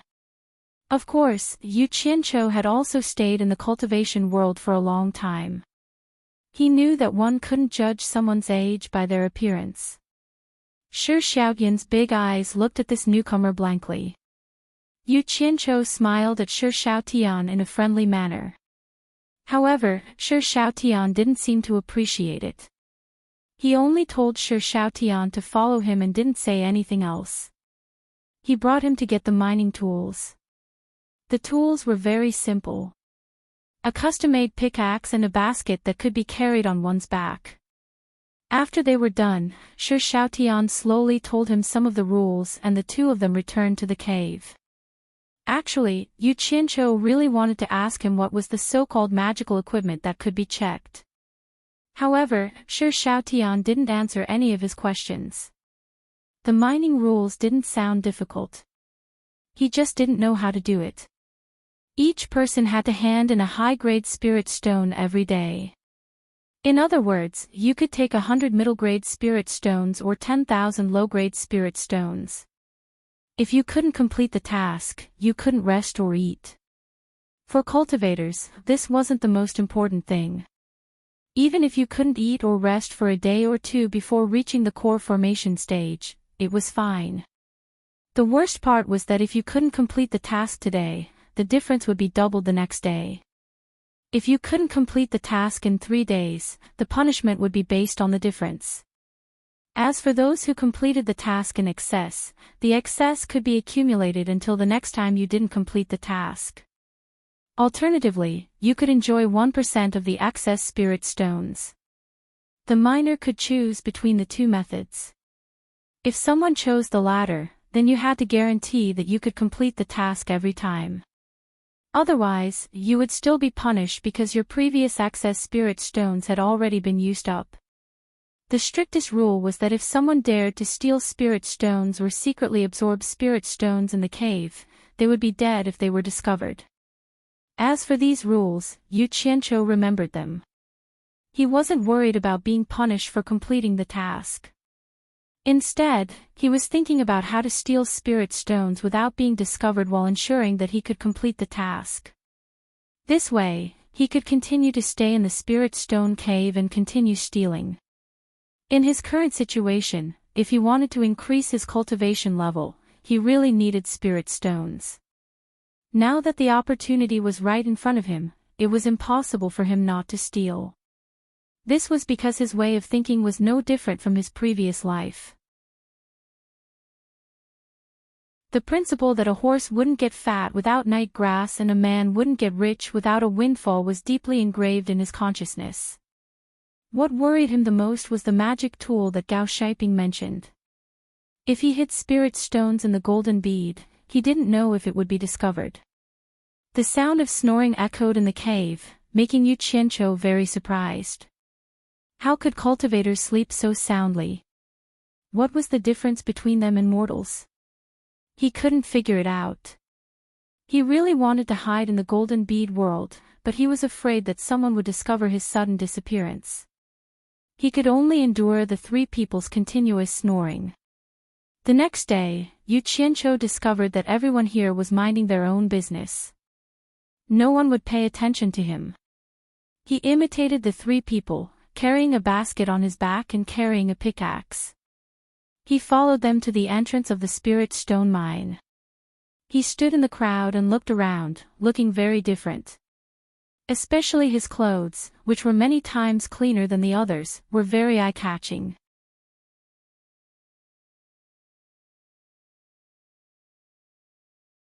Chapter 20. You. Don't look around. I'm talking to you. Come here. The supervisor at the cave entrance pointed at Yu Qianqiu and shouted rudely. Only then did the latter realize that the people in front of him had already gone in. He hurried over. The supervisor took out a bronze mirror and shone it at him. A white light flashed on the mirror. Could this be a magic tool? While he was still puzzled, the supervisor pushed him into the mine. You're dressed like a dog. Next. He heard the words of the supervisor behind him, but he didn't think much about it. He looked around the mine. It was pitch black. He really didn't know how to dig spirit stones in this kind of environment.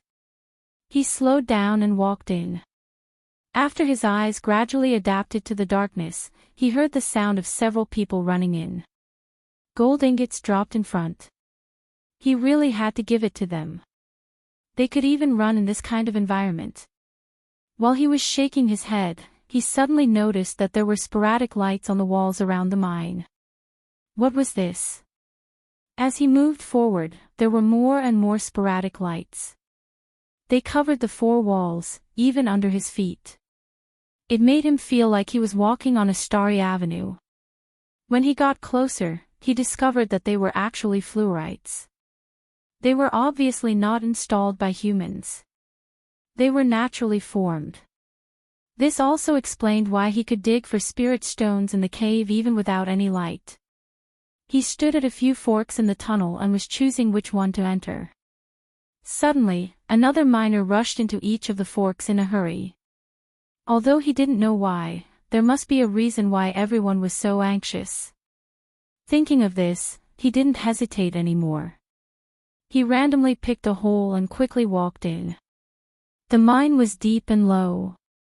The deeper he went, the more crossroads he found, like a spider web. This place was like a maze. He was really worried that if he went in too much, he wouldn't be able to get out. Frowning, he shook his head and scolded himself for being stupid. Since the terrain was downward, when he wanted to go out, he just had to go to a higher place. He could already faintly hear the sound of people digging in many of the holes. He didn't know where to dig, so he picked a hole with a louder sound and went in. Ding ding ding. Hearing the sound, he turned a corner. There were several low-grade spirit stones on the ground, including a middle-grade one. A miner was waving his pick and digging with all his might. Ha! Not bad, not bad. I've already gained something. Yu Qianqiu smiled enthusiastically. As he spoke, he put down the basket on his back. He held the pickaxe and looked around, looking for a place to start. The tinkling sound suddenly stopped. He turned around and saw that the miner was looking at him warily. He nodded and smiled again. Obviously, the miner did not welcome him. His smile was a little awkward. Get out. I discovered this vein first, the miner said bluntly. Yu Qianqiu was a little angry. Damn it. We're all miners, so why are you chasing me out? However, he couldn't see through the other person's cultivation level. It was obvious that the other person's cultivation level was higher than his. A little impatience will spoil great plans. Even though he was unhappy, for the sake of his great cause of stealing spirit stones, he decided to swallow his anger. He rolled his eyes, picked up the basket, and walked out with a sullen face. What happened next was the same. In every small hole, there was a person digging. When they saw him, they would bluntly announce, "This is my territory, get out." What made him most discouraged was that almost everyone he saw had a higher cultivation level than him. He wanted to find someone to vent his anger, but there was no one to vent it on. Now he finally understood why those people ran after entering the mine. They were all afraid that the spirit stone vein they discovered last time would be taken by someone else, so they rushed to take over. In a fit of anger, he walked towards the deepest part of the mine. He didn't know how many years he had been digging, how long he had walked, and how many turns he had taken. Finally, he reached the end of the mine. Damn it! There shouldn't be anyone chasing me out here. He cursed and put down the basket. He held the pickaxe in his hand and couldn't help but feel excited. In front of him was a dead end. It was as if he could see the spirit stones waving at him. He raised the pickaxe with both hands and started digging.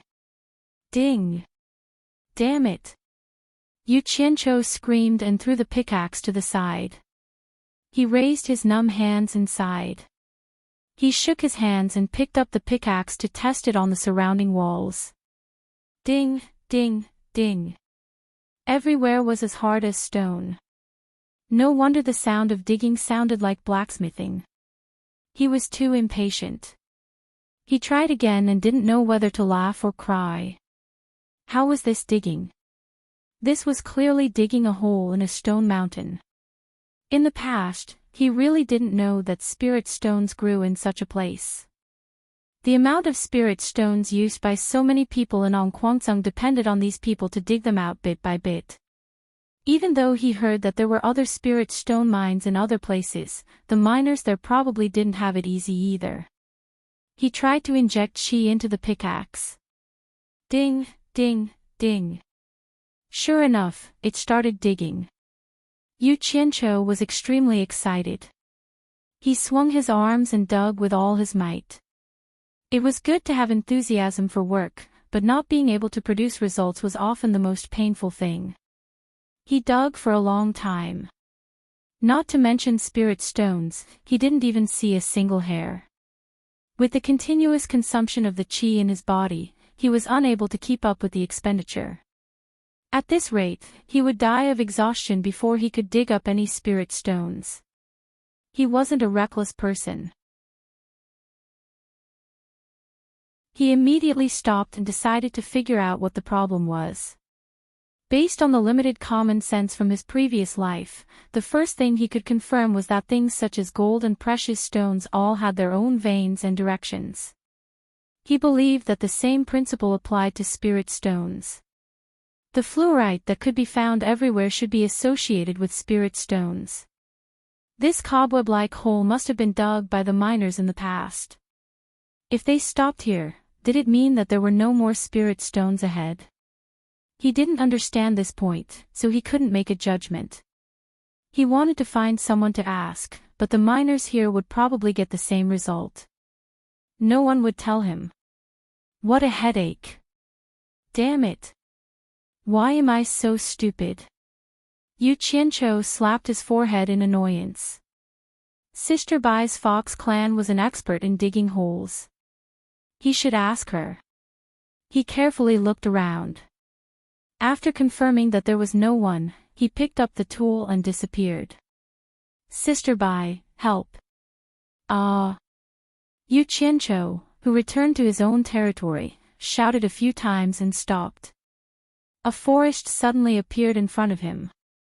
The bamboos were swaying, and a familiar melody came from the forest. If it wasn't for the purple chaos around him, he would have suspected that he had gone to the wrong place. He walked into the forest in doubt. A green and exquisite bamboo house appeared in front of him. The style was very retro. The bamboo house was surrounded by a bamboo fence. There was a small bamboo pavilion inside, and a beautiful woman in white was playing the zither and singing. Who else could it be if not the white fox? Yu Qianqiu, who was relieved, looked around again and smiled with satisfaction. Looking at the white fox playing the zither and singing, he couldn't help but admire it. As expected of an artist, its aesthetic standards were higher than ordinary people. The forest surrounded the bamboo forest, and the bamboo forest surrounded the bamboo house. The environment was quiet. He didn't expect that the thing he had thrown in a few days ago would be turned into this by the white fox in just a few days. The layout was appropriate and pleasing to the eye. He walked in with a smile. Although the white fox didn't even raise her head, with her late-stage tribulation passing stage cultivation, she would definitely know that he had come. Yu Qianqiu walked to the pavilion and called out, "Sister Bai." Unexpectedly, the white fox didn't pay attention to him. She didn't even raise her head. Yu Qianqiu's heart skipped a beat. She had a problem with him. He didn't know how he had offended her, but it wasn't a good thing. He was just about to ask her for help. Yu Qianqiu sat at the side with a mischievous smile. He stuck his head out and said, "Yo. Whose beauty is playing the zither?" "Beauty, this young man greets you." Beauty, beauty, beauty. To be honest, after this younger brother left her here, she couldn't even see his shadow for a few days. It made her feel like she had just been released from captivity and was trapped again. How could she not be angry? However, she couldn't do anything about this shameless person. She ignored him, but he kept calling her beauty. The sound of the zither stopped. The white fox's face turned slightly red. She raised her head and said angrily, "Do you still remember that you have a sister like me? If you have the ability, then don't come back. Are you digging for spirit stones?" The last sentence was said when she saw the thing in Yu Qianqiu's hand. Yu Qianqiu was stunned. The white fox's words made him feel a little strange. It was like a wife who had been living alone at home for a few days and finally saw her dead husband. The thought flashed through his mind. He avoided the question and replied, "Sister's eyes are really sharp. You saw through it with one look." He then told the white fox about how he was punished to do hard labor in the spirit stone mine. However, he hid the fact that he had wronged Wu Baoru. This kind of feeling was understandable. No one would want to expose their despicable and shameless side to the public. He told the white fox that because he had offended sect leader Ong Kwangsung, and now that his master was dead, he was immediately attacked by the sect leader for revenge. He was sent to the spirit stone mine to do hard labor.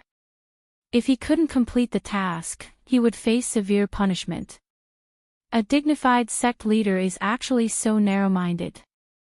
The white fox frowned. She stared at the smiling face in front of her and said, "You have the golden bead. If you want to escape, no one in Ong Kwangsung can stop you. Could it be that you are here to ask for my help?" Ha! Sister is wise. I haven't even said it and you already know. Yu Qianqiu laughed. The white fox was slightly annoyed. She took out the mountain-piercing claw from her waist and threw it to him. Yu Qianqiu hugged the item and smiled from ear to ear. He stood up and was about to leave. He suddenly remembered something and asked, "At the entrance of the mine, I saw Ong Kwangsung's disciple holding a bronze mirror and shining it on my body. Sister, do you know what it's used for?" "It's just a very ordinary magic tool.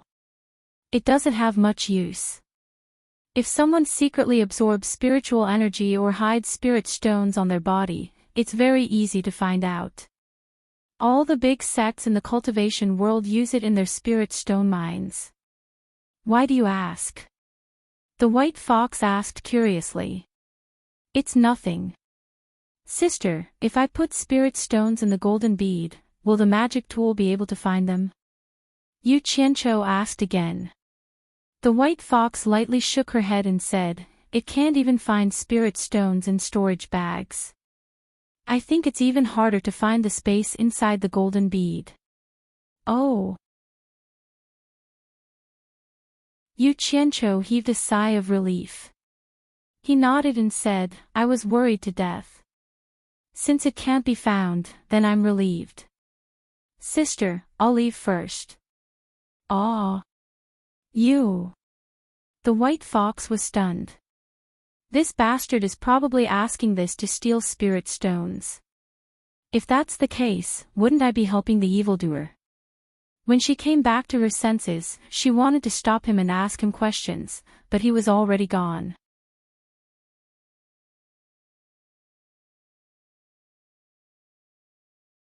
Chapter 21. Yu Qianqiu appeared in the mine and listened carefully. The surroundings were very quiet. He put down the pickaxe and put on the mountain-piercing claws. After infusing his true qi, the gloves immediately became one with his palms. The 10 sharp claws were dark and shiny, and he clawed at the wall. Swoosh! Stone chips flew. Didn't they say that the gloves could feel spiritual energy? Then let's try it. He pressed his claws on the wall. As soon as he calmed down, he felt that the gloves seemed to have an impulse to pull him to the left. Yu Qianqiu's heart was beating fast. He really felt spiritual energy. His hands moved according to the feeling from the gloves. It was not until they moved 3 to 4 meters from their original position that they stopped. Although the distance it had moved wasn't far, it was still far from the direction he had intended to dig in. Right in front of him, he could clearly feel the spirit stones that he wanted to dig up. Yu Qianqiu was very glad. If not for the gloves, no matter how fast he dug, it would be useless. "Baby, I'm coming!" Yu Qianqiu shouted excitedly in his heart. His 10 claws moved, and he rushed at the stone wall in front of him. Swoosh swoosh. There was no sound of clanking. It was like a sharp knife cutting through paper. The stone wall could not withstand a single blow and was destroyed in an instant. Not long after, a hole a few meters deep was dug. The feeling in front was also getting stronger and stronger, encouraging Yu Qianqiu to move forward bravely. When he clawed down and saw a crystal white part of the stone wall, he could not help but cheer. Then he covered his mouth and laughed secretly. Finally, he dug out a spiritual stone. Suddenly, he remembered that his basket and pickaxe were still in the tunnel outside. He immediately went out and looked around to see that no one was around. He picked up the things and went back into the tunnel. After digging out the spiritual stone, he held it in his hand and looked at it carefully. This was the first time he found that the spiritual stone was so beautiful. It was crystal clear and cute no matter how he looked at it. Unfortunately, it was only a low-grade spiritual stone. He shook his head and threw the spiritual stone into the basket. Then, he patted his head again. Not knowing what he thought, he picked up the pickaxe and the basket with the low-grade spiritual stone and threw them into his space. If he continued to work hard, perhaps the superior spirit stones were just ahead. Now that he had an income, he was even more excited. He followed the feeling of mountain-piercing claw without stopping. Not long after, the occasional appearance of one or two spirit stones on the stone wall gradually increased to several spirit stones appearing at the same time. All of them were eagerly put into his own space by his fingers. Although they were all low-grade, he did not reject any of them and did not waste any of the fruits of his labor. Holy shit! Great harvest, 1, 2, 3, 9, another 10 low-grade spirit stones. The 10 low-grade spirit stones that appeared at the same time disappeared one by one as he counted with his fingers. After digging nearly 100 pieces of low-grade spirit stones, a thick white crystal appeared in front of his eyes. It was exactly the same as the middle-grade spirit stone that his master had given him. Needless to say, the first mid-tier spirit stone was in his hands. As he continued to dig, Yu Qianqiu became more and more excited. The density of the spirit stones was getting higher and higher. For every 100 low-grade spirit stones, he would find one mid-grade spirit stone. When he had dug out close to 100 mid-grade spirit stones, he suddenly felt something strange coming from his mountain-piercing claw. Could it be that high-grade spirit stones were about to appear? Slightly stunned, he immediately dug in that direction without any regard for his life. Of course, the correct judgment would not disappoint him. When a light golden spirit stone appeared on the stone wall, Yu Qianqiu carefully dug it out. He took off the mountain-piercing claw and held it in his hand to carefully examine it. There was no doubt about it. This was a high-grade spirit stone. It was the first time he had seen a high-grade spirit stone. He had heard from his master that it was light golden in color. The light golden spirit stone was as beautiful as amber. Under the illumination of the fluorite, it exuded an enchanting luster. Looking at it, Yu Qianqiu was dazzled. Feeling the rich spiritual energy in the spirit stone in his hand, he really wanted to inhale it into his body, but he still controlled that impulse. Not for anything else, but for the increasing number of high-grade spirit stones. He swallowed his saliva and said, "You want me to hand over such a good thing? Humph. Even if you beat me to death, I won't do it." The amber-like crystal disappeared in his hand. The white fox and the golden bead confirmed her guess. Sure enough, not long after Yu Qianqiu disappeared, spirit stones began to fall from the sky. They fell precisely in the courtyard and piled up into a small pile. She just shook her head. Those things were not tempting to her. For a person whose cultivation had reached the late stage of passing calamity, she had already reached the peak of the cultivation world. Spirit stones had no effect on her. Yu Qianqiu also discovered the rule of digging spirit stones. Every time he dug in a direction, the first spirit stone he dug would be a low-grade spirit stone.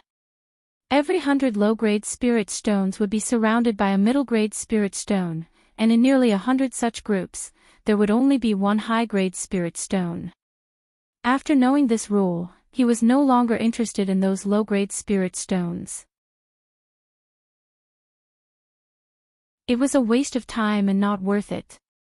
He directly dug out a high-grade spirit stone, which was equivalent to tens of thousands of low-grade spirit stones. Only when he was casually digging did he put the middle-grade and low-grade spirit stones into the space. Counting the time, almost a day had passed. Excluding the half of the day that was wasted, he estimated that he had dug out nearly 100 high-grade spirit stones, hundreds of middle-grade spirit stones, and thousands of low-grade spirit stones. His mood changed from excitement to disapproval. This was the psychological change from a poor person to a rich person. He probably didn't know that his income in the half of the day was equivalent to the output of this spirit stone mine in a day. This was naturally due to the contribution of the Fox clan's treasure, the mountain-piercing claw. For 3 consecutive days, he almost non-stop digging. He didn't hand in spirit stones every day like other people. The spirit stones in his hand were enough for him to hand in spirit stones for 3 days at a time. However, at the end of the second day, he felt a little hungry. After all, he hadn't reached the bearing essence stage yet. He went to the golden bead and roasted a pheasant to eat. Seeing the pile of spirit stones that almost filled half of the courtyard, he smiled very happily and sighed that his hard work was not in vain. However, the white fox warned him that if he dared to throw another spirit stone into the courtyard, she would take back the mountain-piercing claw. This threat was quite effective. After that, he threw all the spirit stones into the forest outside the courtyard. The deadline of 3 days was up.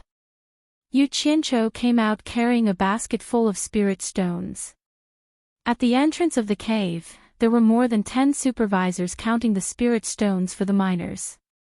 He, who was at the back of the line, had to wait for a while before it was his turn. Just as he walked over, he heard someone say, "Let me see."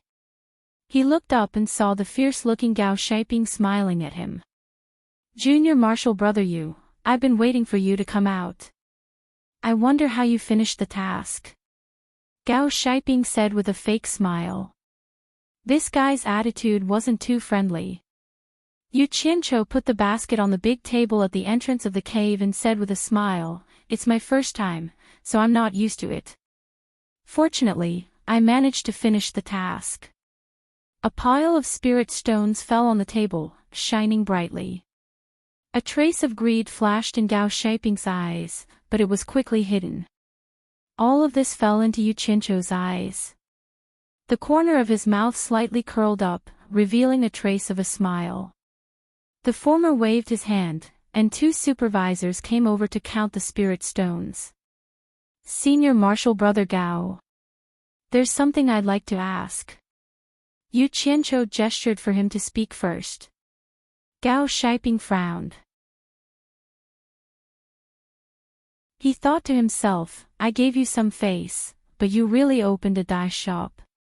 I called you Junior Marshal Brother out of politeness, but you really dared to call me brother. Why don't you find out what kind of place this is?" Thinking of the 2 senior Marshal brothers' instructions, he could not offend them too much. Perhaps one day, when they returned to Angquangsung and gained power, he might have to beg them for help. He walked to the side with a sullen face and said coldly, "Junior Marshal Brother Yu, what's the matter? This is my first time here, so I'm afraid that I might have done something wrong. If I've offended you in any way, please forgive me." Yu Qianqiu raised his hand and bowed to Gao Shiping. A faint gold color flashed in his hand. He looked around and saw that no one was paying attention to him. When he lowered his hand, the faint gold color slid into the latter's clothes. Gao Shiping saw the alluring faint gold color the moment Yu Qianqiu raised his hand. He naturally knew what it was, but before he could react, it had already slipped into his clothes. Gao Shiping's body trembled, and his hand subconsciously pressed on the thing in his abdomen. His eyes flashed as he stared at Yu Qianqiu. The temptation of a high-grade spirit stone was too great, and he was considering whether or not to accept it. As a core formation stage cultivator, he could only receive 25 middle-grade spirit stones every month. A high-grade spirit stone could last him for 4 months. Although he was the supervisor of the spirit stone mine, he had never dared to take a spirit stone from here. If someone found out, the consequences would be unthinkable, especially since there were 3 nascent soul stage elders guarding this place. Gao Shiping lowered his voice and said, "It's my duty to take care of Junior Brother, but Junior Brother was sent here by the sect to do hard labor. If you can't complete the task or do something you shouldn't do, I can't take care of you. After all, there are 3 elders here, and there are some things that I can't decide." Hearing the meaning behind his words, Gao Shiping could take care of him, but there were some things that he could take care of, and some things that he couldn't. For example, if he couldn't complete the task, or if he stole or absorbed spirit stones. Damn it! He had the heart of a thief, but no guts. Yu Qianqiu rubbed his nose, and patted Gao Shiping's hand that was pressing on his abdomen. He smiled and said, "Senior Brother, don't worry. I definitely won't do anything that would make things difficult for Senior Brother. I just want to live a little more freely here. I believe that this won't make things difficult for Senior Brother." Gao Shiping was still a little hesitant, and the supervisor shouted, "Yu Qianqiu, the task is completed, and you have received 500 low-grade spirit stones. Come over and be inspected. Senior Brother, don't worry." Yu Qianqiu said softly, and walked over. The supervisor took a bronze mirror and looked at it, and didn't find anything unusual. Gao Shiping, who had been watching the scene, let out a sigh of relief, and shouted to the supervisor, "Watch it closely." After saying that, he walked over to Yu Qianqiu and smiled, "Junior Brother, you got more than 500 low-grade spirit stones on your first mining trip. I've been here for so many years, and this is the first time I've seen something like this. I really admire you." He wasn't being polite. If he included the top-grade spirit stone that he collected, it would be 10,500 low-grade spirit stones. This was something that had never been seen among the newbies. Luck, pure luck. I just happened to come across a good vein," Yu Qianqiu said modestly. The 2 of them chatted and laughed as they left, and the others looked at them in disbelief. Gao Shiping had always been secretly called Butcher Gao, and countless miners had died in his hands. When had they ever seen him being so nice to the miners?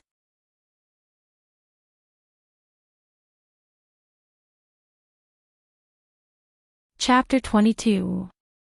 Coincidentally, a supervisor passed by and saw this scene. He smiled and asked Gao Shiping, "Martial Uncle, who is this? Sorry to trouble you to accompany us." Yu Qianqiu turned his head to the side as if he didn't hear anything. Gao Shiping's expression sank, and he shouted at the supervisor, "Don't be rude. This is your Yu Qianqiu Shu. He only made a small mistake and was temporarily punished to work here. It won't be long before he goes back. How can you compare him to normal miners? Martial Uncle Yu. The supervisor smiled apologetically. His smile was a little insincere as he muttered in his heart, "So it's the Yu Qianqiu who offended the sect leader. If even this is a small mistake, then most of the miners here can be considered as sinners. Junior Brother, don't take his words to heart. Come, let's have a drink at my place." Gao Shiping invited. Yu Qianqiu cupped his hands and smiled, "Then I'll do as you say." The 2 of them laughed and walked towards the supervisor's residence with their arms around each other's shoulders. They immediately attracted the attention of many people, especially some of the miners, whose eyes were filled with envy. The days of the supervisor were very comfortable. With a command, good wine and dishes were quickly placed on the table in the refreshing wooden house. The 2 of them were in a good mood and frequently raised their cups, drinking happily. Of course, there was a reason why the miners could rest for 1 day every 3 days. It was because the labor intensity of mining was too high and most of the miners' cultivation was below the foundation establishment stage. If they didn't rest, they would probably die from exhaustion before long. This type of work wasn't something a normal person could do. If it was a normal person, they probably wouldn't be able to dig more than a few pieces in a day. Naturally, resting was one of the ways to ensure the amount of mining. Before they left the table, Yu Qianqiu burped and said, "Speaking of which, it's quite a coincidence.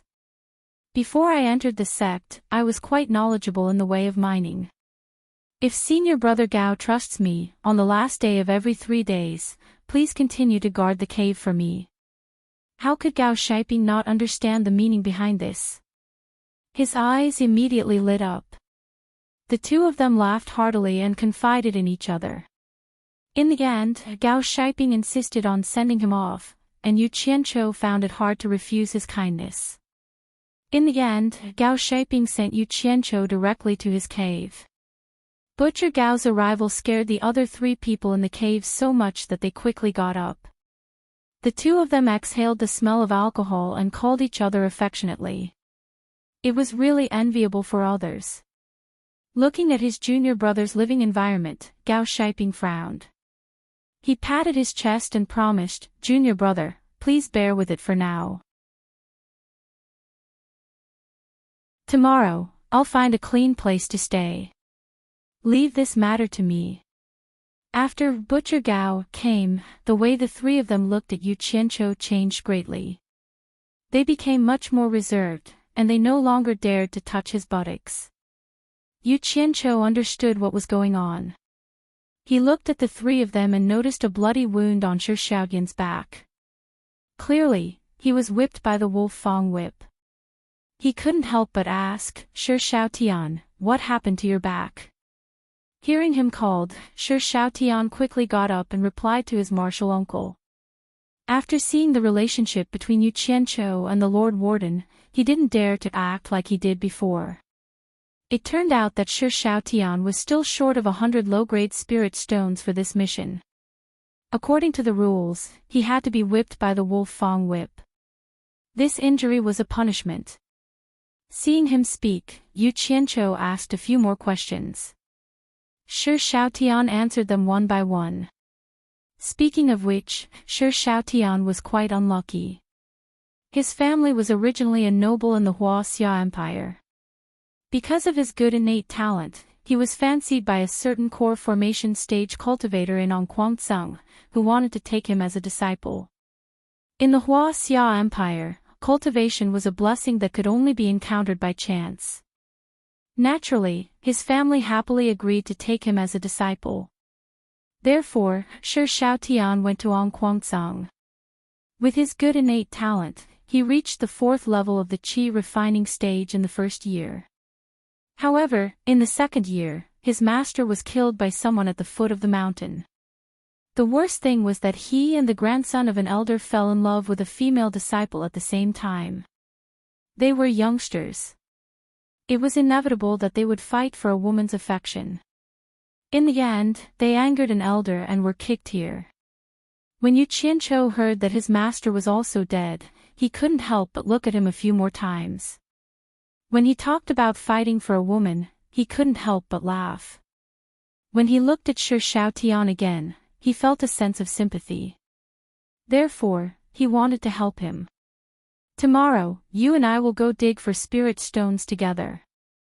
After speaking, Yu Qianqiu sat cross-legged and closed his eyes. Shi Xiaotian was stunned.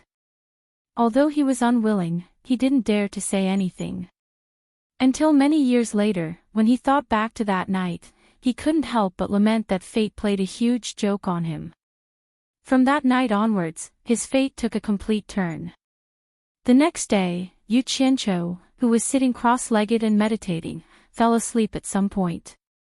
In his dream, he was intimate with a certain someone who was bathing in the forbidden area.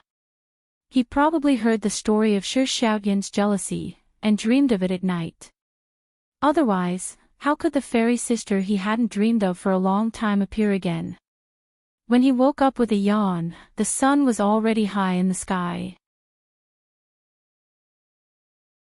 Wiping away the saliva at the corner of his mouth, Shi Xiaotian's dirty face couldn't hide the anxiety in front of him. Looking at the other two people in the cave, Yu Qianqiu smiled in satisfaction. He would never mistreat those who listened to him. "Martial uncle, you're awake. It's almost noon. Let's hurry." In fact, Shi Xiaotian had wanted to leave long ago. If it wasn't for the relationship between Yu Qianqiu and Gao Tufu, he wouldn't have seen him now. Looking at the two sets of mining tools in front of him, Yu Qianqiu grunted and walked out empty-handed. Shi Xiaotian picked up the two baskets and followed. Although Yu Qianqiu didn't say anything, he nodded in his heart. If Shi Xiaotian didn't even know how to look at things, then he wouldn't be worth his help. The area around the spirit stone mine had long since become empty. Apart from some guards, only a few people could be seen at the entrance of the mine. "Junior brother you really made me wait." Gao Shiping, who was at the entrance, laughed when he saw the two people walking over. Yu Qianqiu also waved his hand, walked over, and said with a smile, "I don't dare to trouble senior brother. It's just that I drank too much yesterday, and I'm a little tired, so I overslept." "This is..." Gao Shiping looked at Shi Xiaotian, who was behind him, and asked in confusion. Yu Qianqiu sighed, "There's strength in numbers. I've specially found someone to help me. I believe we'll be more confident in completing the task." "Ha! I believe in junior brother's ability, and you definitely won't disappoint me." Perhaps only Yu Qianqiu could understand the deeper meaning behind Gao Shiping's words. Gao Shiping then took out something wrapped in a banana leaf and said, "Junior brother, you'll probably be in there for another 3 days. This is some food. Junior brother, bring it in to eat." Smelling the aroma of meat, Yu Qianqiu accepted it with thanks. The other supervisor's eyes almost popped out of their sockets. Since when did Butcher Gao become so meticulous? Some even suspected that the two of them had homosexual fetishes. The other supervisors also addressed them as Martial Uncle Yu affectionately. After inspecting the two late miners, they let them into the cave. Even Shi Xiaotian benefited a lot from following behind him, and the cold and emotionless Butcher Gao actually nodded and smiled at him. This was really something that only happened once in 1,000 years. Yu Qianqiu slowly walked towards the deepest part of the mine. Shi Xiaotian followed behind him, wishing he could give him a kick. Half of the day had already passed, and he was still so calm. Yu Qianqiu walked all the way to the entrance of the cave that they dug yesterday. He smiled and said, "You didn't eat anything this morning, right? It's all my fault for oversleeping. Come, eat something first. You'll have the strength to work when you're full." As he spoke, he opened the banana leaf and revealed a big pile of fragrant, golden yellow barbecued meat. He tore off half of it and handed it to Shi Xiaotian. Yu Qianqiu took a bite. The taste was really not bad. He was starting to like Gao Shiping, who was willing to work hard after receiving money. He was not like some people in his previous life who did not do anything after receiving money. He hated those people the most. Just as he was enjoying his meal, he suddenly heard someone crying. He saw Shi Xiaotian holding the large piece of barbecued meat and crying. Yu Qianqiu was taken aback. He asked curiously, "Why are you crying?" "Martial uncle, little Tian has not eaten meat for a long time. Little Tian is homesick." Shi Xiaotian wiped his tears and sobbed. "What a child." Yu Qianqiu swallowed the meat in his mouth and said, "Damn. I was wondering what you were doing. You're crying like a girl. Hurry up and eat. We'll work after eating." Therefore, the two of them squatted in the deepest part of the mine, hugging the barbecued meat and gnawing on it. The sound of chewing echoed. After eating, Shi Xiaotian patted his stomach happily. Yu Qianqiu asked him to take his tools and brought him into the cave that he had dug. When Shi Xiaotian saw the exposed spirit stones all around the cave walls, his eyes immediately widened in disbelief. It was obvious that someone had dug this cave before, but why were the spirit stones right in front of him left untouched? Of course, he did not know that these were leftovers from Yu Qianqiu's digging. He was too lazy to pick them up. Yu Qianqiu pointed deep into the cave and said, "I found this. There are more in there, just like here, there are exposed spirit stones. Just a few of them will be enough for us to finish our mission for 3 days. Little Tian, I asked you to dig enough for 2 people for 3 days. Will you do it?" Shi Xiaotian nodded excitedly and said, "Don't worry, Martial Uncle. You can rest at the side and leave it to me. It won't take much effort to dig these spirit stones." "Damn it. Do you think I brought you here to slack off?" Yu Qianqiu was in a bad mood after being misunderstood. The muscles on his face twitched as he explained, "I didn't leave this place to you to rest. I'm going to look for a better vein of ore. We can't just ignore what happened today and ignore the future." Hearing that Yu Qianqiu was going to find a better mine, Shi Xiaotian immediately patted his chest and said, "Don't worry, Martial Uncle. Leave this place to me." Why did it sound like he was comforting someone who was about to die? Yu Qianqiu rolled his eyes and said, "Don't go out for the next 3 days. Don't worry and dig here. I'll bring you something to eat. Remember to dig it clean. Don't waste the exposed spirit stones." After Shi Xiaotian agreed, he was too lazy to say anything else. He turned around and went to find a good place to dig for spirit stones.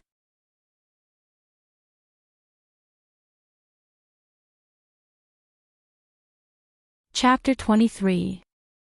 The next day, Yu Qianqiu, who had a bountiful harvest, found Shi Xiaotian with 2 roasted hares. He saw that Shi Xiaotian was grinning from ear to ear and was happily digging.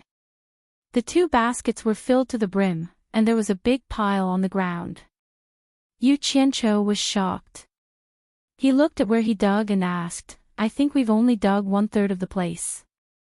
There's already so much." Shi Xiaotian smiled and said, "Uncle Master found a great place. We've dug enough to hand in 7 or 8 times. It's just that it's not easy to transport so many spirit stones."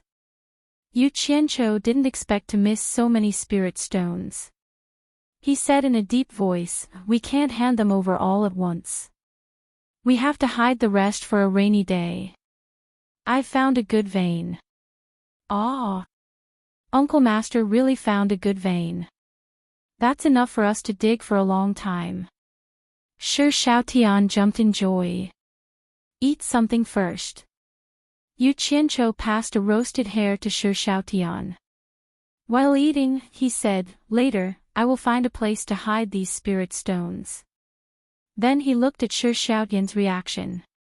If the latter showed even the slightest bit of hesitation, he would have to reconsider their future cooperation. To his satisfaction, Shi Xiaotian bit the hare and said without hesitation, "I'll follow Uncle Master's decision." In fact, Shi Xiaotian's thinking was simple. The spirit stones here saved time and effort. Uncle Master could even bring him to such a good place. What was there not to trust? Moreover, he could bring food in at any time. He could be considered to be very capable here. Good. Yu Qianqiu praised and said, "Don't call me Uncle Master in the future. It's making me old. That's not good, right?" Shi Xiaotian let go of the hare.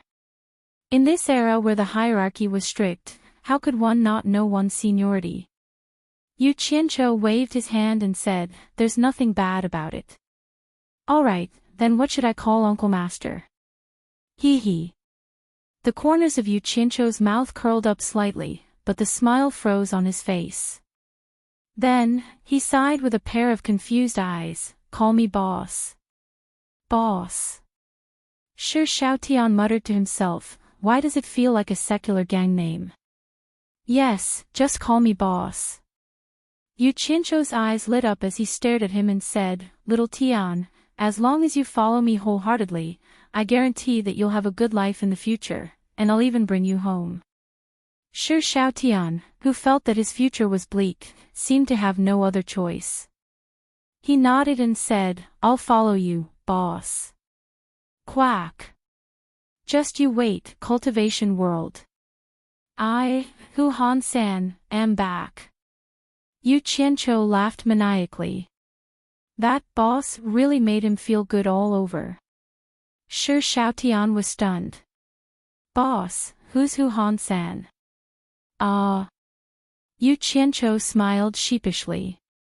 He's also a boss.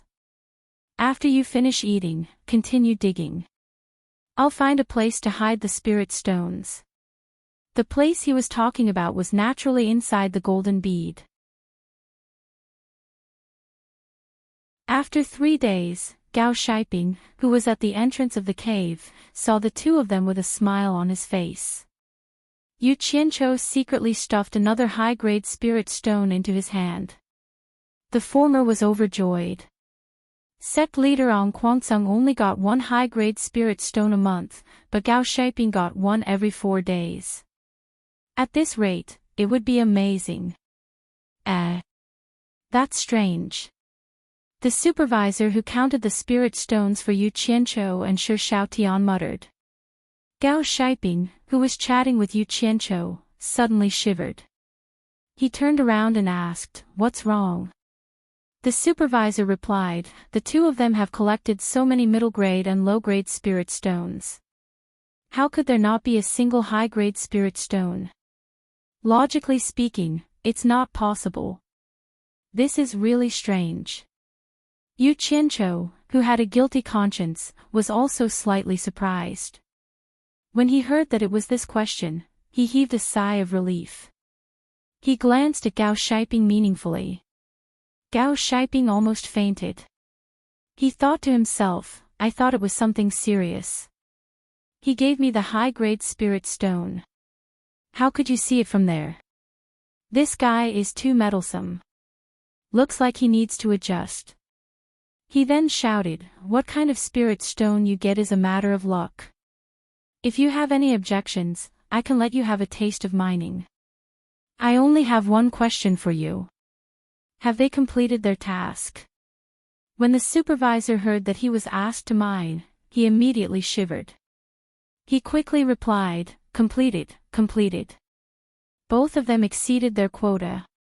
Gao Shiping snorted coldly. When Yu Qianzhou and Shi Xiaotian were done checking, he pulled them out for a drink. The supervisor was so scared that he was in a trance for a long time. In a wooden hut, wine and dishes were already prepared. Gao Shiping smiled and said, Junior Marshall Brothers' place is too dark and damp. This place is for you to stay temporarily. Come, let's drink. Yu Qianzhou did not stand on ceremony. After thanking Gao Shiping, he raised his cup and drank with him. Shi Xiaotian, who was at the side, ate and drank at the same time. He thought to himself that he had really followed the right person. There were so many delicious dishes that he did not even dare to think about in the past. He kept pouring wine for the two of them. After eating and drinking, Gao Shiping left. Yu Qianzhou asked Shi Xiaotian to stay with him. He did not let him return to that lousy cave. Shi Xiaotian was so touched that his eyes were brimming with tears. Yu Qianzhou only said one thing. Work hard with me. Good days are still ahead. After saying that, he changed into a set of clean clothes that Gao Shiping left behind. He moved out a chair and picked some wildflowers. He lay outside and basked in the sun. Smelling the fragrance of the flowers, he soon fell asleep with the smell of alcohol in his mouth. Wu Baoru woke up, but he was still ill. It should be known that it was not easy for cultivators to fall sick. The higher one's cultivation, the less likely it was for them to fall sick. However, he was so angry that he fell sick. His senior and junior brothers naturally knew the ins and outs of what happened that day. They did not know whether to laugh or cry and scolded Yu Qianqiu for being a scoundrel. At this moment, another accident happened. It turned out that Wu Baoru, who was still ill, could not be angry. The moment he got out of bed, he heard many disciples discussing his despicable and shameless behavior. They were all talking about how he bullied Yu Qianqiu. The rumors spread like wildfire. Wu Baoru was so angry that he vomited blood on the spot and fainted again. When he woke up, he shouted that he wanted to kill Yu Qianqiu. However, no one would let him do that because Lu Chongqing had already made arrangements. What kind of place was the Spirit Stone Mine? As the sect master of Onquansung, how could Lu Chongqing not know that the reason he sent Yu Qianqiu there was to make him suffer a little? When he could not stand it anymore, he would naturally be able to get the secret easily. Lu Wanwan was one of the elders of Onquansung. Today, he was entrusted by the sect master to look for Yu Qianqiu at the Spirit Stone Mine. Before he left, he brought a few outstanding disciples and grand disciples with the purpose of letting everyone gain experience. Among them was Yu Qianqiu's fairy sister, Chu Ping.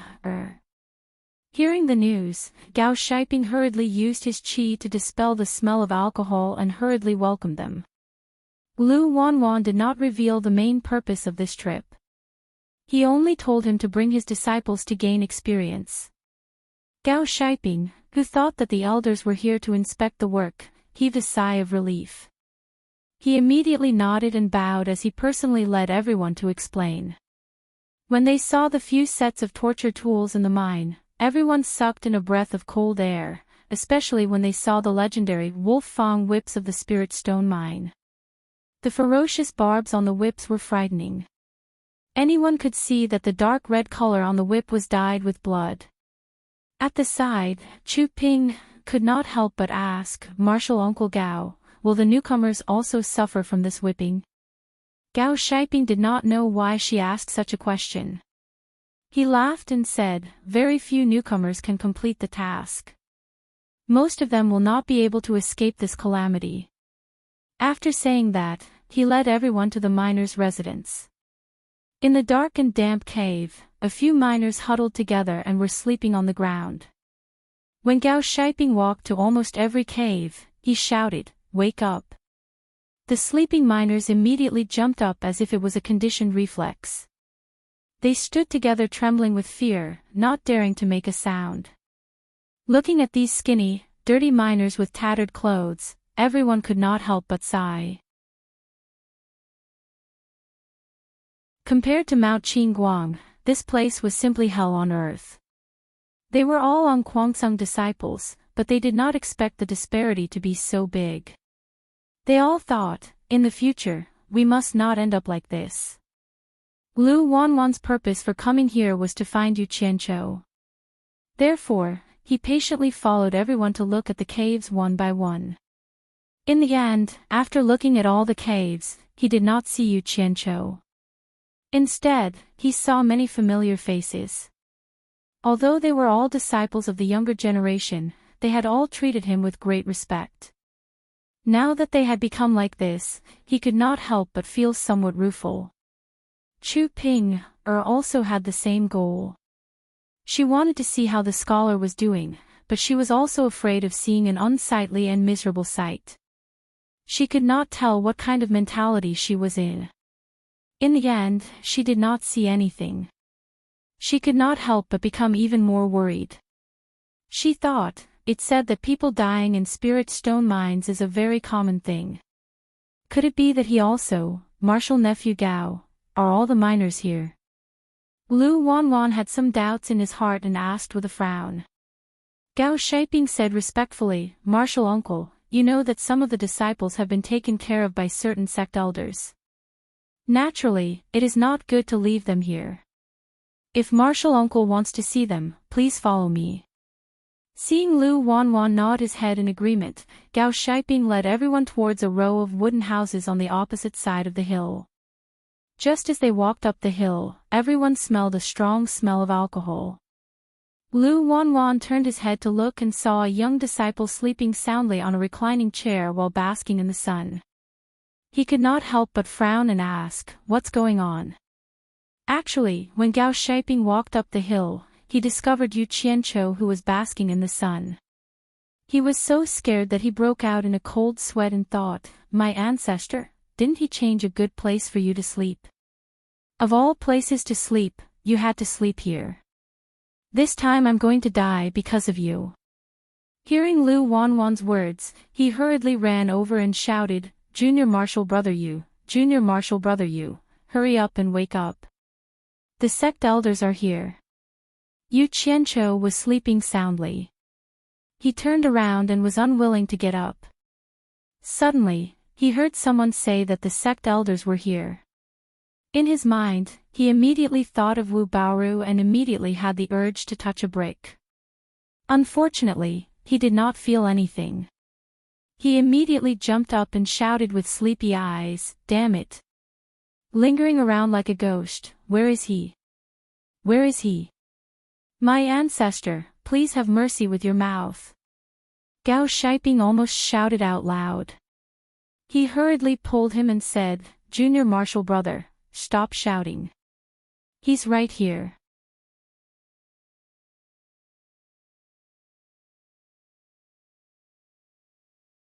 Chapter 24. It's Marshal Uncle Yu. The disciples looked at each other. This was beyond everyone's expectations. Logically speaking, Yu Qianqiu should have been punished to do hard labor, and his fate should have been similar to those miners. At this moment, Yu Qianqiu's clothes were bright, and his mouth was glistening with oil. His body reeked of alcohol, and there were a few flowers in his hair. He looked like he had just woken up, and it was obvious that he was living a comfortable life. Marshal Uncle Lu. When Yu Qianqiu saw that it was Lu Wanwan and not Wu Baoru, he smiled and walked over to greet him. The flowers in his hair swayed as he walked, and it was very conspicuous. The disciples couldn't help but laugh. Gao Shiping didn't know whether to laugh or cry. "Junior apprentice brother, pluck the flowers from your hair." "Oh." Yu Qianqiu touched his head and realized that the flower he had placed on his head before he fell asleep was still on his head. He smiled awkwardly and threw it away. He then walked in front of Lu Wanwan and said with a sullen face, "Marshal Uncle Lu, please help me ask. When can I go back? This is really not a place for people to stay. I really can't stand it anymore." Lu Wanwan snorted, "Can't stand it? I don't think I've seen anyone sleeping in broad daylight on Mount Qingguang." As he said this, he coldly stared at Gao Shiping and asked, "Doesn't he need to do hard labor? Didn't the law enforcement disciples tell you when they sent him here? This disciple doesn't dare." Gao Shiping cursed all 18 generations of Yu Qianqiu's ancestors in his heart, and hurriedly replied, "Junior apprentice brother Yu works the same as all the miners. Every day, he exceeds his quota. If Marshal Uncle doesn't believe it, you can check the accounts of the other supervising disciples." Lu Wanwan naturally didn't believe it. He had been in Ongquangsong for so many years, and naturally knew a thing or two about the situation of the Spirit Stone mine. He had never heard of anyone who could exceed their quota every day.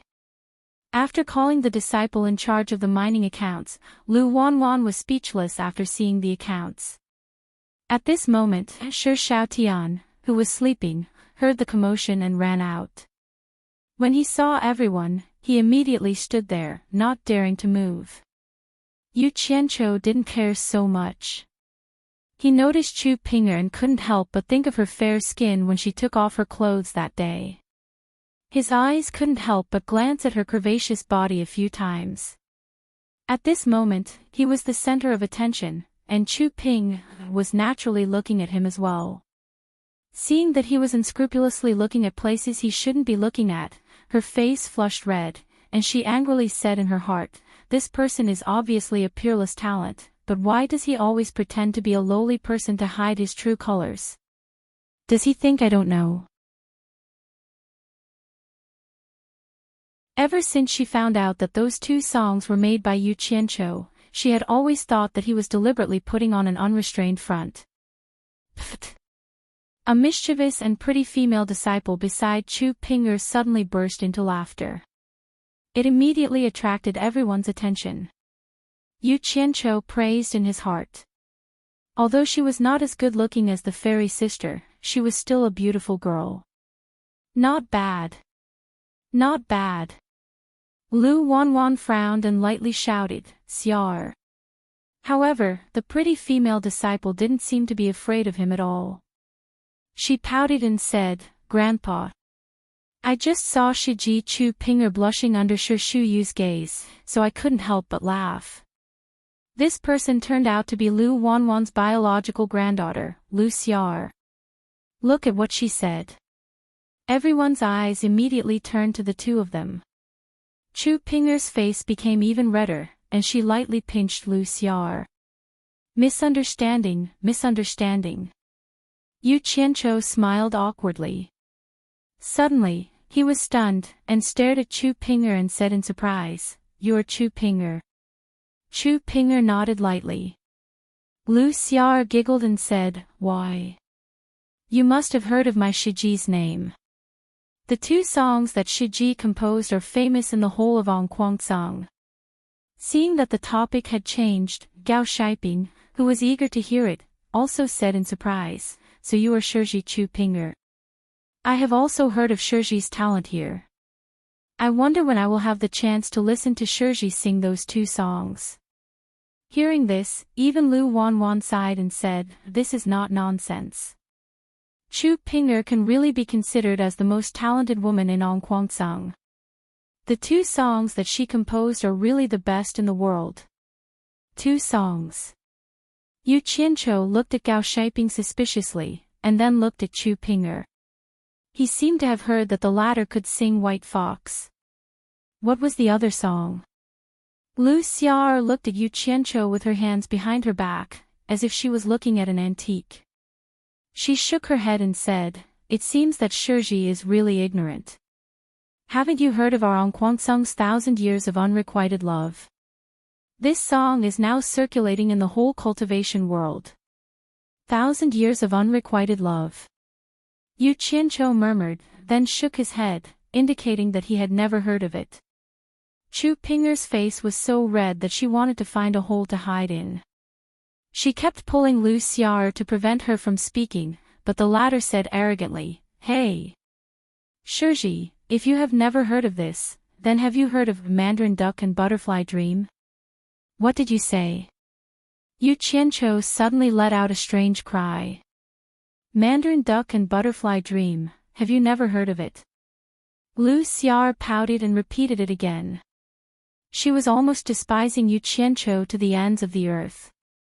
Now, Yu Qianqiu was 100% sure that his song had been plagiarized. The strange thing was, when did the song Mandarin Ducks and Butterflies in a Dream spread out? Even if he said that he had sung it, no one would believe him even if he was beaten to death. Forget it. Yu Qianqiu looked at Chu Ping'er with a sad look. She probably didn't know that it was him. He shook his head and said with a bitter smile, "It seems that I am really ignorant." "Humph. It is true." Lu Xiar rolled her eyes and added, "Damn. Vomiting blood." Yu Qianqiu looked at the sky speechlessly. "Everyone, listen to me." Chu Ping'er shouted and stood out with a red face, "I have said many times that these two songs were not written by me, but you all didn't believe me. Actually, this song was written by Shiji Yu." "What? It was him. It can't be, right? Say it again." Everyone at the scene was stunned, wondering if they had heard wrongly. Everyone looked at Yu Qianqiu, whose mouth was covered in grease after eating the meat. How could he write such a song with his appearance? Not to mention them, even Yu Qianqiu couldn't believe it himself. What he couldn't believe was how Chu Ping'er knew that he was the one who wrote it. "Senior Chu, you said that those two songs were written by Shiji Yu. Did I hear wrongly?"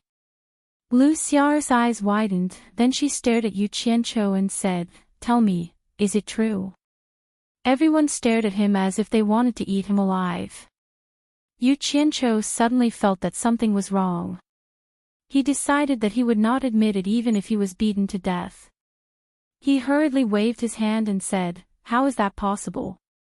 Shiji Chu, please don't joke around. I don't even know how to sing, how could I have written a song?" Everyone felt that what he said made sense. They looked at Chu Ping'er, wondering why she said that. Sigh. Shiji has always been low-key. He hit his cultivation level and his talent. I know that Shiji is not a person who likes to show off, so when people asked me, I didn't say who Shiji was. In the end, everyone thought that I was the one who wrote those 2 songs, which made me feel helpless. Now that Shiji is right in front of me, does Shiji still want to Chu Ping'er to lie in front of everyone? In the stone cave in the forbidden area, Shiji wrote a song with every step. Chu Ping'er saw such amazing talent with her own eyes. How could it be wrong? Does Shiji still want to deny it? Chu Ping'er said with fascination. Ah! Yu Qianqiu was stunned. You heard the song I sang in the stone cave in the forbidden area? How is that possible? When I taught it to the white fox, she was alone. Speaking up to this point, he suddenly realized that he had let the cat out of the bag. Ah! Everyone screamed and looked at Yu Qianqiu in disbelief. If he still couldn't tell who was lying, he would really be an idiot. Chu Ping'er smiled sweetly and said, "Shiji, please don't blame me for eavesdropping. I heard it unintentionally, but Shiji's heavenly voice made Ping'er unable to move an inch.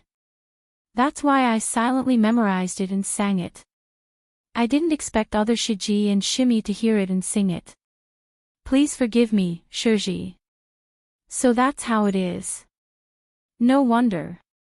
Yu Qianqiu murmured. Suddenly, he said, "But I didn't have 1,000 years of unrequited love. I'm a fox that has cultivated for 1,000 years. Shiji, don't you remember?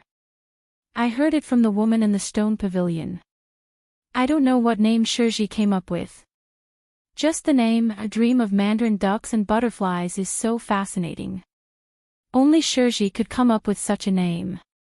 Ping'er wouldn't dare to give Shiji's heavenly voice a title.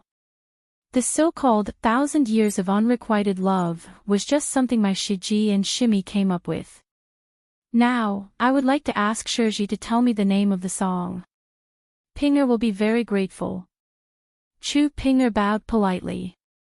Yu Qianqiu's heart thumped wildly when he saw that gesture. He couldn't help but think of the day when he took off all his clothes. He thought to himself that since he had been discovered, he might as well pretend to be a gentleman in front of a beauty.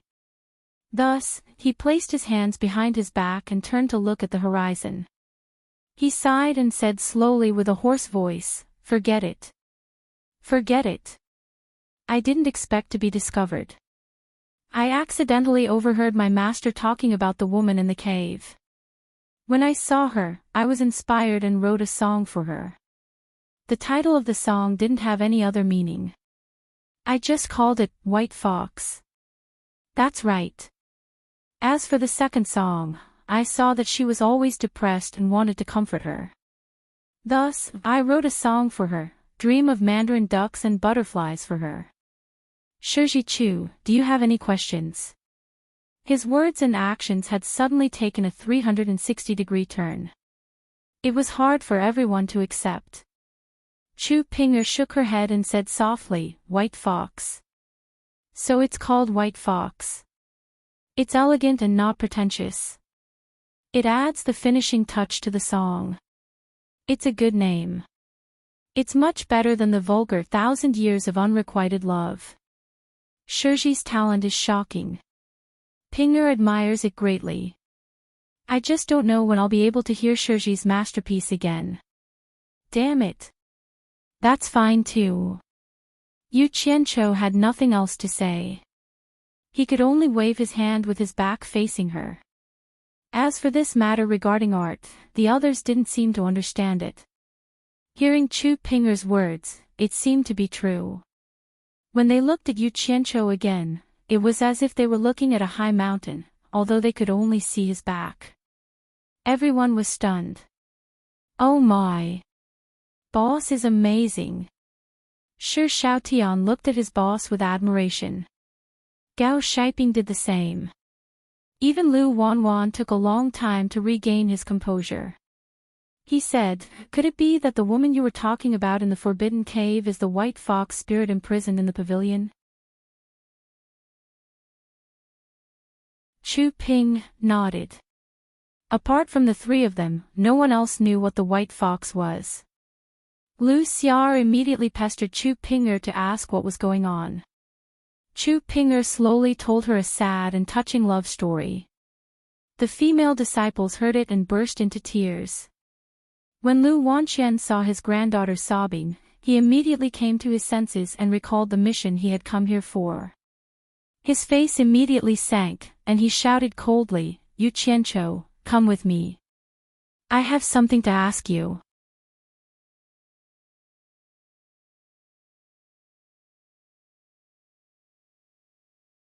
Chapter 25. What he wanted to ask was naturally related to the secret. The two of them stood far away. No one knew what they were talking about. They only saw Lu Wanwan pointing at Yu Qianqiu and scolding him, who was scared like a chicken. When the two of them came back one after another, Lu Wanwan's face was not good. Obviously, he was angry. And Yu Qianqiu was dejected, as if he had been greatly wronged. It made people wonder what the former had done to the latter. In fact, it was nothing. Lu Wanwan made it clear and directly asked him for the secret. Yu Qianqiu denied it and insisted that there was no secret. He only said that his master often gave him some elixirs in the past and he really didn't know the secret. He made up his mind. Since they said there was a secret, he would blame everything on his dead master. "You want to know? You can ask my master." After learning the truth from Wu Baoru, Lu Wanwan had already regarded Yu Qianqiu as a scoundrel. Naturally, he didn't believe what he said. After asking for a long time, he still didn't get the reason. Lu Wanwan was so angry that he shouted. In the end, he even threatened Yu Qianqiu, but Yu Qianqiu still insisted that he didn't know. Lu Wanwan said, "You won't tell me, right? You will tell me when you are obedient." The two of them parted on bad terms. Then, he pulled Gao Shiping aside to talk to him with a sullen face. Everyone could see that the atmosphere was a little strange. His granddaughter Lu Xia, however, opened her big eyes carefreely and pestered Yu Qianqiu, asking him to write a song for her. Yu Qianqiu glanced at Lu Xia's exquisite figure that was already beginning to take shape. He cursed the old man in his heart for being so arrogant. "If one day you make me angry, I'll make your granddaughter pregnant. Let's see if you can still be so arrogant then." But on the surface, he still pretended to be lost. He smiled bitterly and said, "Why should I write a song? It's still unknown whether I can live past this year." Chu Ping and others were shocked when they heard this. Lu Xia asked, "Martial uncle, what's wrong? What's wrong?" Yu Qianqiu forced a smile and said in a desolate tone, "It's a pity that my teacher died early, and there's no one to protect him. Now that I've offended Elder Wu, I'm afraid that even the sect's elders will want to kill me. Today, your grandfather came here on behalf of the sect leader to make me plead guilty and submit to the law." They looked at each other and thought to themselves, "No wonder Elder Lu brought us here today. I thought he really wanted to broaden our horizons." "Nonsense, my grandpa is not that kind of person." Lu Xia defended her grandpa. Sigh. Whether it was nonsense or truth, it didn't matter. "Does it mean anything to me? What's in it for me to lie to you?" Yu Qianqiu's expression was bleak and bitter. Everyone was speechless. Suddenly, Yu Qianchou's eyes lit up and he said emotionally, "If I, Yu Qianchou, am really guilty, as a man, I will take responsibility for what I've done. Your grandpa doesn't need to say anything, and I will kill myself here to apologize to the world. But I'm innocent, so how am I supposed to plead guilty? Although my master is dead, if you want me to compromise, I absolutely can't do it. I'd rather die standing than live kneeling." His words were firm and resolute, and his imposing manner was even more awe-inspiring. Everyone who heard him felt deep veneration. Even Lu Xiao'er believed his words and lowered her head sadly. Lu Wanwan and Gao Shiping came back. The former glanced at Yu Qianchou and sneered, while the latter shook his head helplessly. Yu Qianchou looked at Gao Shiping and said with a faint smile, "Senior Marshal Brother Gao, you don't have to feel embarrassed. I guess Marshal Uncle wants you to help me. It doesn't matter, just do as he says." Gao Shiping was taken aback. He looked at Lu Wanwan with an embarrassed look on his face. Lu Wanwan snorted and said, "You refuse a toast only to drink a forfeit." Combined with the scene in front of them, everyone believed that Yu Qianchou was telling the truth. It seemed that Elder Lu was really going to punish Marshal Uncle Yu. Someone became anxious. Lu Xiao'er immediately stomped her feet and shouted at Lu Wanwan, "Grandpa, how could you do such a thing?" Lu Wanwan glared at her and shouted, "This is an adult's matter. Why are you interrupting? Let's go back." Lu Xiao'er did not comply and made a fuss. In the end, she was dragged away by her grandpa. The group of disciples also turned into flowing lights and followed her. "Old thing, how dare you threaten me? Today, I'll give you some extra food so that you can go back and enjoy the show, so that you won't come here for nothing," Yu Qianchou murmured as he looked at the people flying away. Although he said it softly, he did not mean to avoid the two people beside him. Shi Xiaotian was not an idiot. Combining what his big brother had said before and listening to what his big brother had said, his eyes that were originally solemn and stirring were instantly filled with shock. Although Gao Shiping did not know what had happened, he could tell that Yu Qianchou was scolding Lu Wanwan. He could not help but admire Yu Qianchou's courage. He even dared to scold an elder of the sect. Thinking about it, he felt satisfied.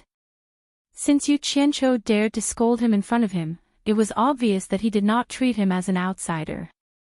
"Senior Brother Gao, tell me, how does Grand Elder Lu want you to torture me?" Yu Qianchou sneered. Gao Shiping shook his head and smiled bitterly. "Junior brother, it seems that you have really offended the sect leader. Elder Lu actually came here to pass on the sect leader's decree. He did not say anything else. He only told me that from today onwards, junior brother, your mining volume will be doubled." Sigh. "You know, I can protect junior brother in other things, but the mining volume of spirit stones will be supervised by the disciples of several branches. I dare not be biased. I am afraid that junior brother will not be able to complete the task. As for the punishment, I will also." Yu Qianchou waved his hand and interrupted him. "Senior brother, you don't need to say any more. I know. Senior brother, just do what you have to do. You want to stump me with such a small matter. How childish." Gao Shiping secretly felt that it was a pity. In this way, he was afraid that his share of income would be gone. Those were upper-grade spirit stones. Yu Qianchou seemed to see through Gao Shiping's thoughts. He smiled and said, "Don't worry, senior brother. 1 or 2 spirit stones is not a problem for me. You and I will continue as usual. However, there is one thing that I have to trouble senior brother with." His words had already made some things clear. Gao Shiping understood that Yu Qianchou was clearly telling him that he would not be lacking in upper-grade spirit stones. His eyes immediately lit up. He patted his chest and said, "If junior brother has no problem, I naturally have no problem. Just tell me what you need." Yu Qianqiu smiled. He was very fond of people who did things straightforwardly after receiving money. These kinds of people were not afraid of you reaching out, but afraid that you would not accept. He said in a low voice, "I hope senior brother can prepare more food and wine for us to bring into the cave. After all, if the mining volume increases, it will be a big problem if we don't have enough to eat." I was wondering what it was. "Junior brother, don't worry. I will take care of this," Gao Shiping promised. Yu Qianqiu then said to Shi Xiaotian, "Go and rest now. Once you are full of energy, you will start work tomorrow." Gao Shiping also said, "You are Shi Xiaotian, right? Follow junior brother well. When the time comes, I will treat you well." What a joke. Helping Yu Qianqiu well was the same as helping him well. Of course, he would say that. Shi Xiaotian nodded and went back to his room without saying another word. Actually, he was not worried at all.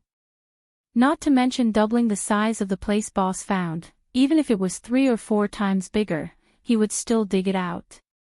After the 3 of them left, Yu Qianqiu lazily lay back on the chair and continued to bask in the sun. He was thinking about a problem now. The conflict between him and Ong Guangceng had reached this point. It seemed like it was impossible for him to stay here for a long time. However, it was even more impossible for him to tell anyone about his secret. In this cultivation world where the strong preyed on the weak, that was his trump card to save his life. He would not tell anyone about it.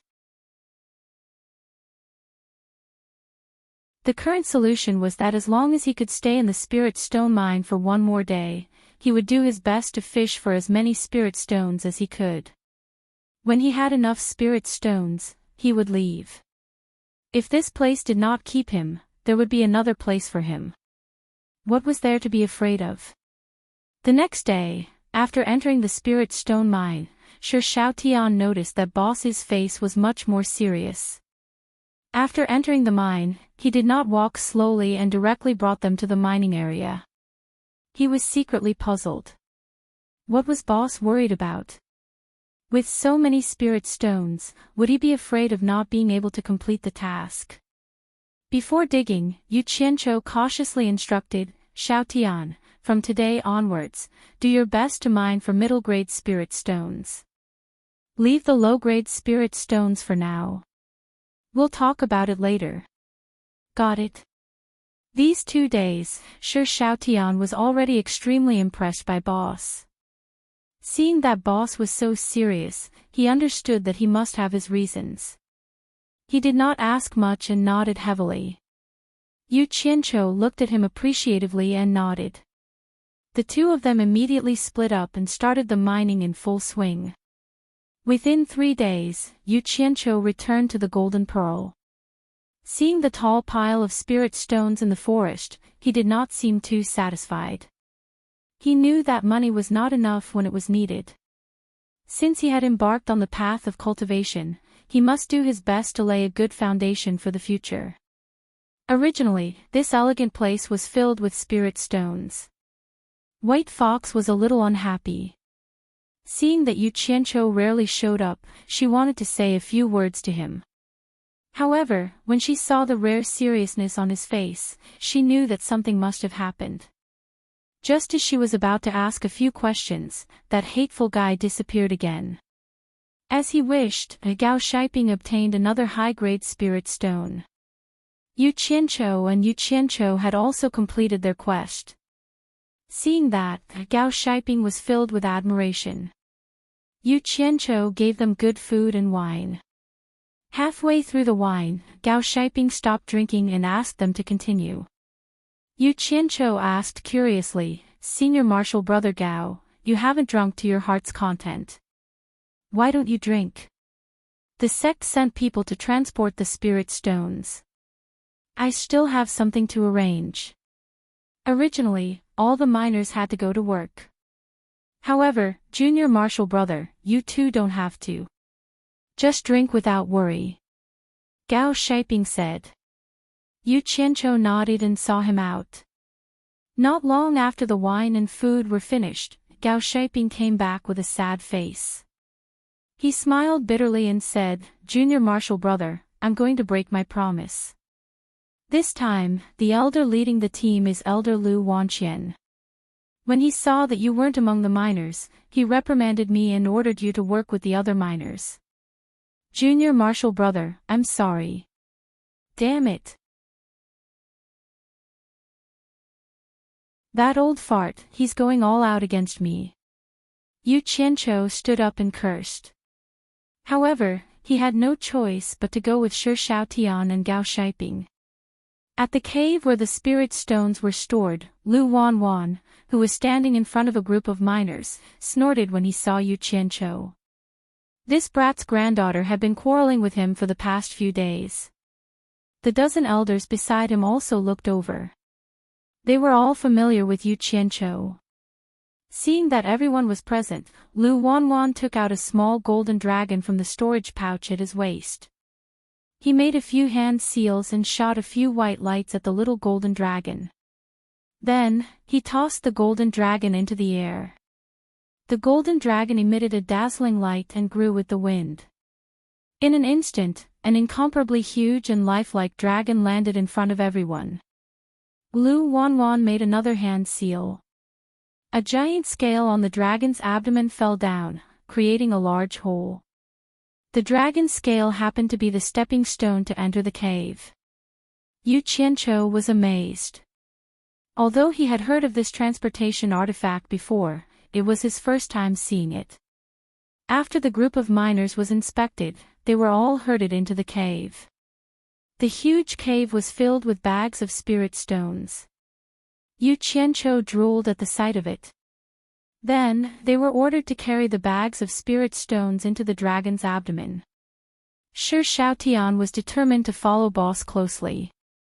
If Boss carried one bag, he would carry one bag. Wherever Boss went, he would follow. The space in the dragon's abdomen was really big. With so many miners carrying the stones in an endless stream, it was unknown how many bags they had carried. In short, Yu Qianqiu couldn't remember. When they were almost done, the two of them entered the cave again. The cave was already empty except for 2 bags. Yu Qianqiu couldn't be bothered to carry the stones anymore. He pulled Shi Shaotian to the side. There would naturally be someone else to carry the stones. As expected, 2 miners directly walked over and carried the bags on their shoulders. "Put them down." A familiar voice came from behind. Yu Qianqiu turned his head and saw Lu Wanwan staring at him coldly. Lu Wanwan slowly said, "You two carry them out." Yu Qianqiu was speechless. In his heart, he wanted to bite Lu Wanwan to death. The two of them carried the last 2 bags of spirit stones out. Lu Wanwan shouted again, "Everyone, get out and accept the inspection." In the dragon's abdomen, the two of them put down the spirit stones. Just as they turned around and walked to the door, a red light suddenly fell from the sky. It directly shot into the group of gathered miners. In an instant, a loud explosion sounded. A powerful shockwave blasted out in all directions, along with the shattered corpses. Standing at the entrance of the dragon's abdomen, the two of them were dumbfounded. Before they could react, they were pushed back inside by the shockwave. Demonic cultivators are attacking. Disciple Ong Kwangtsung, follow me to fight. Lu Wanwan's hysterical shout came from outside. The 2 elders guarding the dragon's abdomen instantly shot out.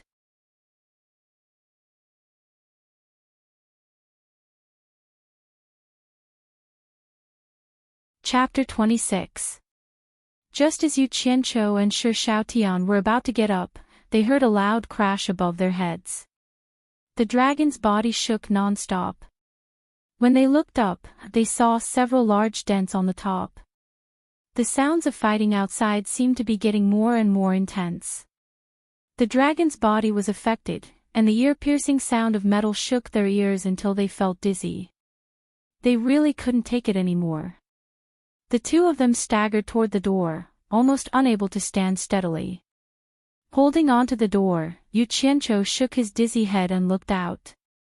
He was immediately dumbfounded. Figures were flying everywhere in the sky and on the ground. Colorful rays of light whistled and attacked in all directions. Explosions were everywhere, and the crazy shouts were like thunder.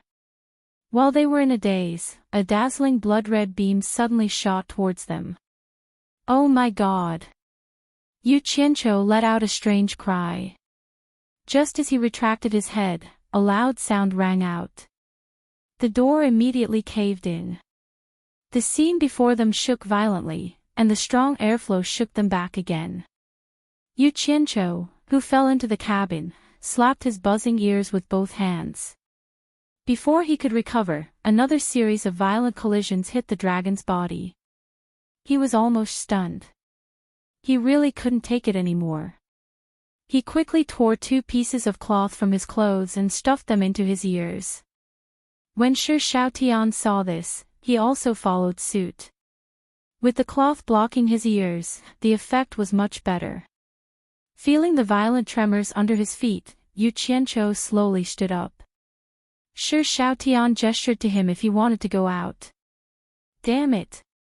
Going out now is not courting death." Yu Qianqiu looked outside the cabin and quickly waved his hand, indicating that he didn't want to go out. The madness outside did not seem to be weakening. Instead, it seemed to be getting more and more intense. "Oh my God! Is this the battle between cultivators?" This was the first time he saw such a scene. He was shocked and filled with emotions. This is 2F** King crazy. So this is the path I'm walking on. Yu Qianqiu couldn't help but feel his blood boil. He clenched his fists tightly and waved them around. "Awesome! Cultivators, don't run. I'm here to join in the fun." Of course, when he said that he wanted to join in the fun, he didn't mean that he was going to die now. He was probably referring to one day in the future. Shi Shaotian couldn't hear what his boss was saying, but he could tell that his boss was very excited. Due to the violent shaking of the dragon's body, the stacks of spirit stones in the warehouse finally toppled over. Yu Qianqiu's eyes lit up. With so many spirit stones, why would I need to dig? Anyway, I don't plan to stay in Angquangsong for long. In short, if not now, then when? Baby, I'm coming. Yu Qianqiu waved his hands and touched the spirit stones. Bags of spirit stones disappeared without a trace as his hands touched them. Shi Shaotian suspected that his eyes were playing tricks on him. After confirming that he was not mistaken, he was so shocked that his mouth could not close, and his mind went blank. When the last bag of spirit stones disappeared, the wealth that Angquangsong had accumulated in this spirit stone mine for more than half a year had been swept clean. Yu Qianqiu looked inside the warehouse, and after confirming that there was nothing missing, he patted his stomach in satisfaction. His gaze fell on the dumbfounded Shi Shaotian, and he chuckled. He walked over and said, "I'll send you to a fun place." After saying that, he didn't care if Shi Shaotian heard him or if he was willing. He grabbed his hand and threw him into the golden bead. The one who found it the most unbelievable was probably the white fox. She finally knew how crazy Yu Qianqiu was. When the first bag fell from the sky, the white fox looked at it leisurely. But for the rest of the meal, the bags did not stop. They fell crazily until they piled up into a small mountain. She could no longer be indifferent. In a flash, she appeared in the bamboo pavilion, out of the forest, and stood in front of the huge pile of falling objects. She frowned slightly, wondering what Yu Qianqiu was doing. Her slender, jade-like fingers drew a white ray, and the cloth bag tore open with a hiss. The spirit stones scattered all over the ground. The white fox was slightly stunned, and her slender fingers drew a few more white rays. Hiss, hiss, hiss. More than 10 cloth bags were cut open, and the spirit stones rolled down. Her alluring red lips opened slightly, and she was stunned. Could it be that this mountain of cloth bags were filled with spirit stones? Oh my God! Where did all these come from? While she was still in shock, someone suddenly shouted in the sky. She looked up and saw a figure land on top of the cloth bags and roll down. Shi Xiaotian fell to the ground and got up.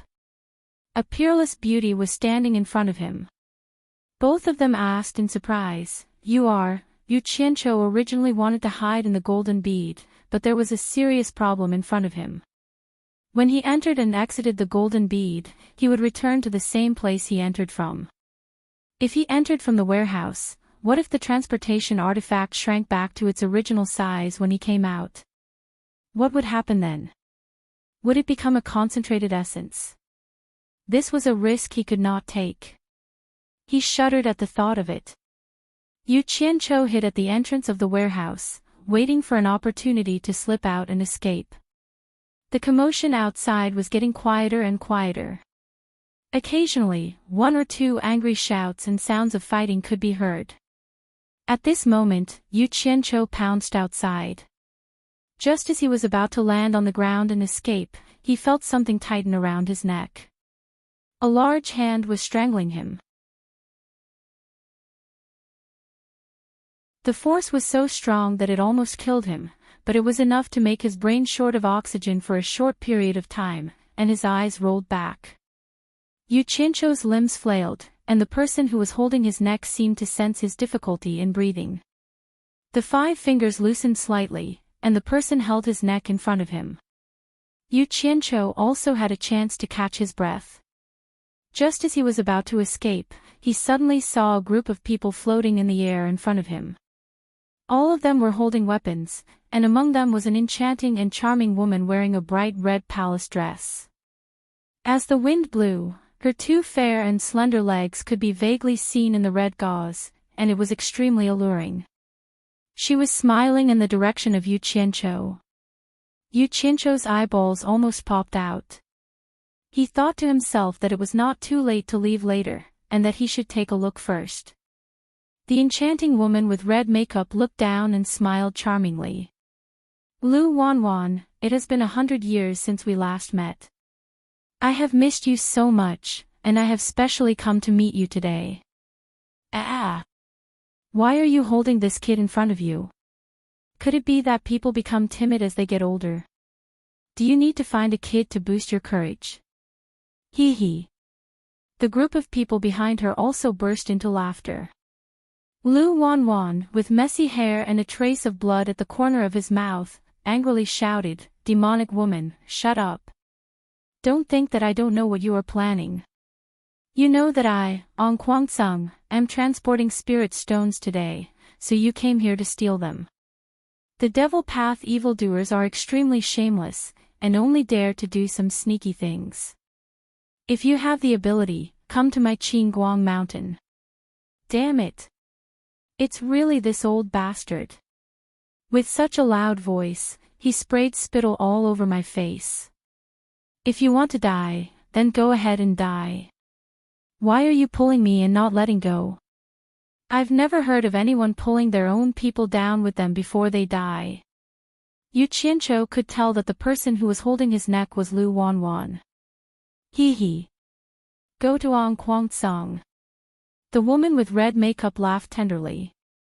She stretched out her arms and gently stroked her hair. Although Ong Guangcang is getting weaker with each generation, those old monsters hiding in the back mountain still have some ability. I am just a weak woman, so how would I dare to take risks?